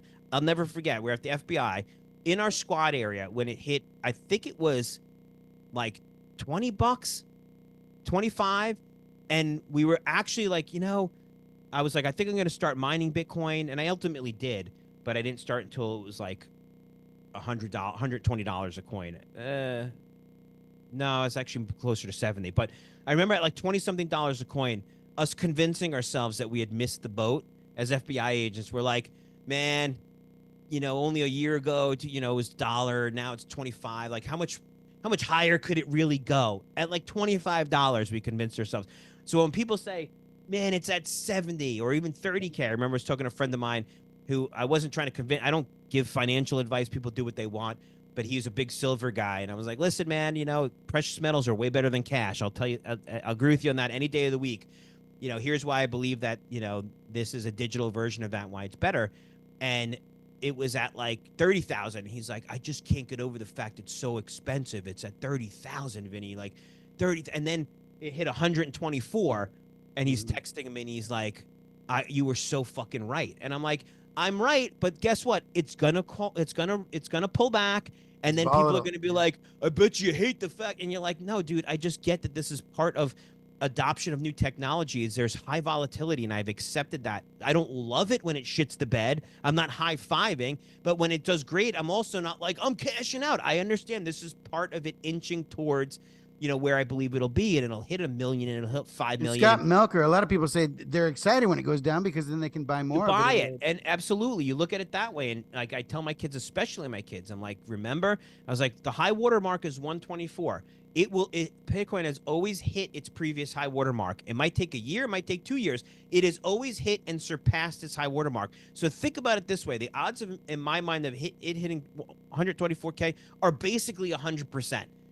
You can get it at 70 today, almost 40% discount. So when it's at 124, if someone walked in and said, I'll give you a Bitcoin at 70, people will like, take my money.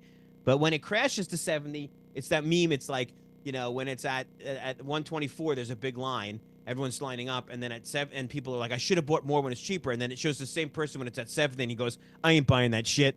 Like that's the Exactly. psychology. We get lost in our own, you know, in our own sort of like, oh, you know, it just, I wish it would go down to 70K. And then when it does, it never feels right. No, Yeah. it's going to go lower. It's going to go, you know, it's like gambling. You're like, oh, I bet you if I just wait. And you're like, listen, bro, whether you get it at 70 or 60 or 50 or 30, if you believe that it's going to be a lot higher than 124, you're getting a massive discount right now. So maybe now's the time to buy a little bit more. And then when it starts pumping and starts hitting record highs, maybe don't buy at that moment. But you got to buy when it goes down. You got to buy at some point. And if you're going to play that game, play it when it takes that dip. Buy when people are afraid. Have confidence in saying, hey, it's got a 15-year, you know, history. There are a lot of smart people that you know, or evangelists for this type of thing that are credible, that are not scam artists, that are not people that are fly by night type of people. If you don't understand it yourself, learn about it. And if you can't fully wrap your mind around it, it's okay, because it's a very kind of meta type of technology. But you know, you don't psych yourself Somebody said out. about, because they, you know, people say I don't understand it, and Yeah, they said, well, you don't understand the combustible car, but you still drive a car. exactly. You don't understand how the internet Get on works, a but you plane. still, yeah, No one. exactly. I asked someone how lift works on a plane, how a jet engine works. So like, I don't know. So you're right. That excuse of I don't understand it only goes so far, which is like, you know, you don't understand how a bridge works. You drive across it every day. You know. So there's certain things that you don't. I laugh. I go, you don't understand it. Like what? Like the internet? Yeah. Like I'm like, so how does the internet work?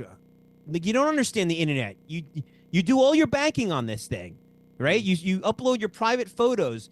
You think you understand. And I asked someone, how does an IP address work? How does TCP/IP work? What are you talking about? What are you talking about? So don't say, oh, I have to really fully understand something to trust it, because arguably you're putting your personal life online into a system that you only trust because everyone else around you trusts it as well and uses it. And there's a lot of people in and around Bitcoin that you can look at and say, well, why would people be telling me they're putting their life savings into something? Are they lying? What's the benefit? If it's a Ponzi fucking scheme, where's the exit for them? Where's the people? It's 15 years in. Where are the people who are like, oh, we fucking rugged you? Now you see that with Hawk Tua coin. You see that with, you know, Poor Dogecoin. Haktua, rest in Yeah, peace. I know. Rest in peace. I'm seeing AI generated fake images of her doing OnlyFans now. I'm like, I'm pretty sure it's AI generated. I'm like, oh, this poor girl now. But yeah, it's an interesting thing. I think it's something that, you know, everyone will look back on in 20 years and be like, oh, it was so fucking obvious we were moving to an internet native based currency. What did it take so long? But when you're in the midst of it, just like the internet and everything else, and you know, because you're older like I am, you know, it's sometimes hard to zoom out and say, like, how is the internet gonna, how, you know, how the internet changed our life is so much more than we even imagine. But it's so obvious now. But it's Yeah. so much, you know, You're in New everything. York, I'm in LA, and we're talking We're to having each a other. video call with no lag, Yeah. right? I mean, I could, my thermostats, you know, everything you do. My car, I have a Tesla. I mean, it's self-driving itself. I'm on the internet. I'm watching videos. I mean, it's you know, when people say, you know, what's the benefit of this thing? In the early days of the internet, it was not like that. It was slow, high, you know, shitty compression, Like poor we said, the quality benefit audio, was pornography back then. porn that you could download over a modem that took 20 minutes to get an image, and people would say, I'd rather And go buy printing a it out, porno yeah. mag. Yeah, as It just would take. coming in, and you're like, oh my god, this is taking forever. But the magic of the internet was that you were getting an image from the ether, that in the middle of the night, and chatting with somebody in another, you know, I was on electronic bulletin board, so even just that blew my mind when I was younger, and I dial in and be like, wow, I'm like communicating, downloading software. You know, you understood, like, I don't know exactly how it's going to change the world, but I know this is different because it's not a phone, and it's not, you know, I don't have to leave the house, and I'm getting an image that didn't exist a minute ago. This JPEG didn't exist, and here it is on my computer, and it came through some like noises on a thing. So there's that video I always reference, which is when Bill Gates went on Letterman in the 90s, and my guess is probably around the Windows 95 release time, and he says to Bill Gates, you know, oh, Microsoft CEO, and you know, he's like, so what's this internet I'm hearing about? You know, do you know anything about it? And Gates like laughs. He's like, yeah, I know a little bit about it. And he's like, so what is it? He's like, well, it's like a network of computers. He's like, yeah, but what can you do with it? And he says, well, for example, I could listen to a baseball game. And Dave goes, oh, okay. He goes, haven't you heard of the radio? And everybody laughs. And then he says, what else? He's like, well, if you're interested in cars, you can look up a website on cars. He goes, haven't you heard of, Motor Magazine? Yeah. And everybody laughs. And it's so cringe in a way because the crowd clearly agrees with Dave. They're not getting it. What Bill Gates didn't do a great job of explaining maybe was that, well, unlike a radio, that means I have to be in a 10-mile radius. I could be in Japan and listening to the Astros game. And unlike a video that I have to get a VHS and go to the store, I can watch, albeit a very small version, but very soon it will be a big version. Imagine watching a video anywhere in the world at any time and having every movie possible at your fingertips. That would be something that people would have gotten like, is that going to really be possible? It sounds like magic. But in the early days, it's listening to a radio show, listening to a shitty video. So it's very hard for people when they look at Bitcoin, I think, to go, I don't get it. Like, I have cash, I have Apple Pay, I have this, I have that. And you're like, right, but all of those things all have a common thing, which is it's centralized, it's run by companies, it can be censored. It can be charged to death for everything, right? You pay fees for this thing. The banks close on weekends. You can't settle large amounts easily. It takes a goddamn room full of lawyers and people to close on a fucking house to transfer money because it's got to be the exact time you get the money in escrow, and then that money's there, and now you get a clearance letter from the bank. Bitcoin could be sent instantaneously. It can settle within 10 minutes. You have $1 million now you just received. You don't need any third-party interaction to validate it. There it is. Peer to peer. Yeah. Peer to peer. It's hard to explain that to people when all we know is this centralized database run. Your data sits at these places and your money is printed, and it could be printed to infinity. And we're lucky we live in a country that doesn't do that to the extent that other countries do, but it fucking does it. And it's why people feel poorer now than ever, because even when inflation's supposedly at 3%, it's really always closer to 10 or 11%. That's the real inflation. It's just they fucking fudge with the numbers about what they look at. It's worse under some administrations. It's better on the others. But it's like, your ice cube's melting no matter what. It's melting really fast or it's melting a little bit slower, but it's melting. And when you look at something that says, I want to own something that I know there'll only be 21 million of, and that's Bitcoin, and I want to own a piece of that, and I know that an edict from fucking God can't change that. I kind of like that idea because I don't want there to be a human involved in that decision of debasing my savings, maybe when I need it, most. And that's what's going to happen in America. It's happening slower, but it's the the and fiat Europe system. and Europe fiat. It's happening. Obviously, Latin America. It's a fucking the Ponzi scheme is fiat. The Ponzi scheme has always been fiat, and it's what we needed and what we only could do given the technology. But if the founding fathers existed today and America was starting today, there is no doubt that Bitcoin would be an essential part of the U.S. Constitution because it has all the earmarks of individual freedoms separating government from your money. They just didn't have the technology to do that when the Constitution was written. They had to write amendments and create laws which attempted to restrict the government's influence on coming into your home and searching your person and seizing your property. And that's why they have the Due Process Clause and they have the Fifth and Sixth Amendment. Those are there as a legal mechanism to prevent the government from doing these bad things to you. There was nothing they could do to protect money because there was no technology that existed other than to say, we understand that government has to create the money. But there's no doubt in my mind that they would say, how do we limit the government from abusing the printing of money? And they'd say, oh, we have Bitcoin. Let's put that into the Constitution, which says like the currency will be based on Bitcoin and will be settled on Bitcoin. And there's no, you can't decide through legislation that you're going to increase the supply from 21 million to 41 million because we just want to, we just want to stimulate the economy kind of thing, which is what everyone comes into office, left or right or otherwise. And their whole thing is, well, I want to, make people quote unquote happy. So COVID hits, let's give fucking handouts. And then 2 years later, everyone's like, what's with inflation? That's the handouts.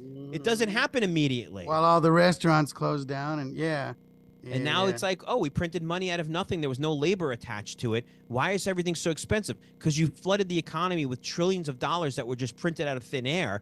And now it's like physics. You can only cheat physics so long. You can only jump and stay in the air for so many seconds.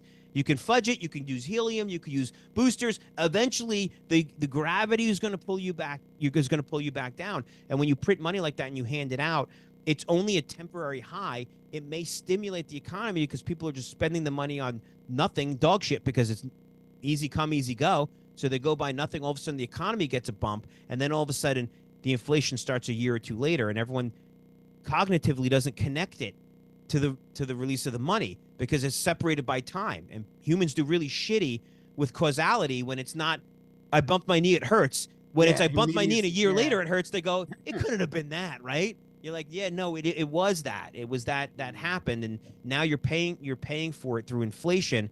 So you're essentially mortgaging the future by saying to people, we're going to print money, we're going to flood the environment, and this is why boomers get such a bad rap, because it's like it'll be your kid's problem or your kid's problems to fucking figure out when the piper comes or the check comes. They're going to be dead or gone or in retirement. They're not going to care as much. You're going to be the one going, why is it I can't afford anything anymore? Why is it that, medium salaries have gone up, let's say, 2x, but medium household prices have gone up 10x? Like, how, Yeah, the value of the house didn't go up. You haven't been doing improvements on the house. It's just the value of the dollar went down. The value of the dollar went down. So now everything priced in that suddenly becomes outrageous. But now your salary didn't match that. So now you're not getting more funny money from the government. You're getting a little bit more, but now you're like, why is it that I can't afford a house or can't afford a car?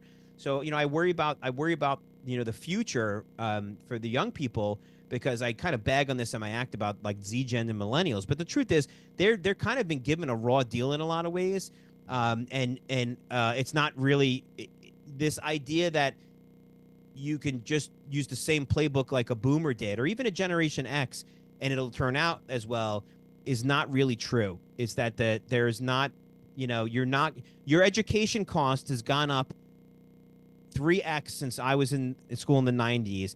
Your salary has not gone up 3x for the same profession. And a degree doesn't even guarantee a job anymore. Exactly. In fact, it's the opposite, because what did they do with degrees? The same thing they do with fiat. They diluted it by giving out degrees for anything. I'm a fucking astroturf. I'm lesbian dance theory. I'm fucking underwater basket weaving. Yeah, here's a BS in this, a BA in that.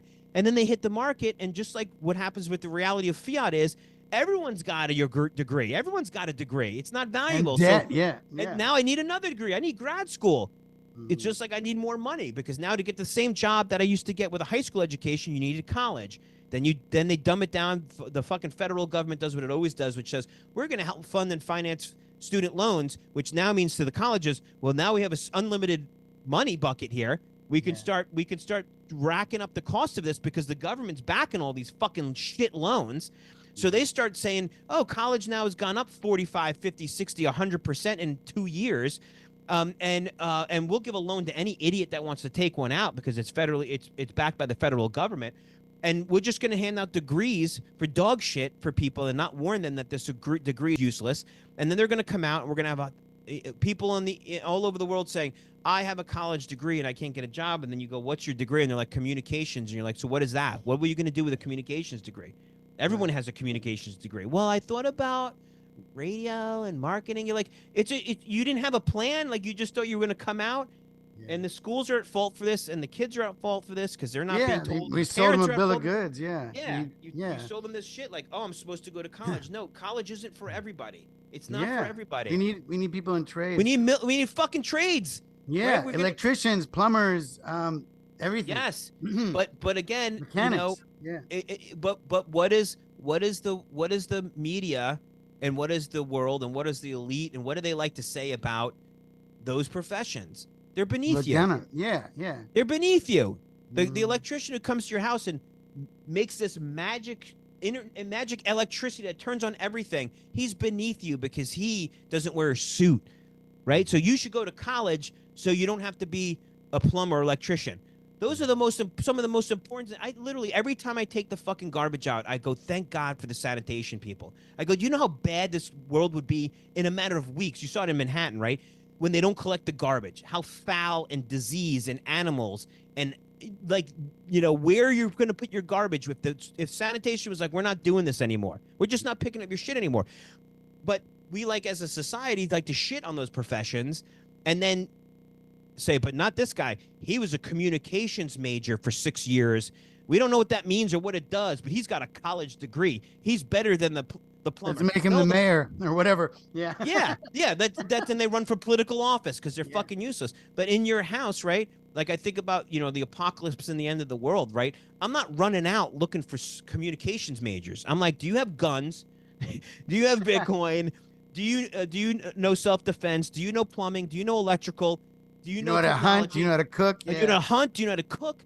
Right? Those are the things that, like, not, I remember this book I read years ago. I think it was like called 3 Seconds After. It was basically about an EMP that goes off in the and basically everything is fried.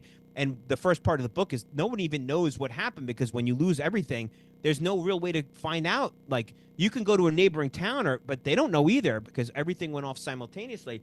And there's this part in the book, I'm pretty sure it's in this book, where this guy, he's traveling with his family, and there's like this woman, and she's like on the side of the fucking road, and she was like this, boss bitch, CEO type woman, that up until 5 days earlier had this important job at like, I think she said she was like a marketing whatever. And she's basically, if I remember correctly, implying she'll be a prostitute for some food because she's got no real skill. No one needs, you need me to help market? No one needs that. And they're like, we'd like to take you, but what can you do? And she's like, I'm a marketing person. And they're like, so you can suck dick basically? Like, what is your skill set? Like, there's nothing you're going to bring value to our village, to our commune, because we need people with like actual skills. And I think, we've created this economy of like fake jobs. We have so much going on right now that I'm like, what do these people do? And if we really need to get down to like the nitty gritty, I think, honestly, I truly believe 3/4 of what people are doing are not really essential to the, to like humanity. I think there's a lot of like, bullshit things that we would have to we have to reboot and say, all these fake jobs you people have, you're going to be a plumber, you're going to be an electrician. Like, we don't need 40 people in HR. We don't need HR training and have a whole fucking crew of people working on HR training. That is not a real job.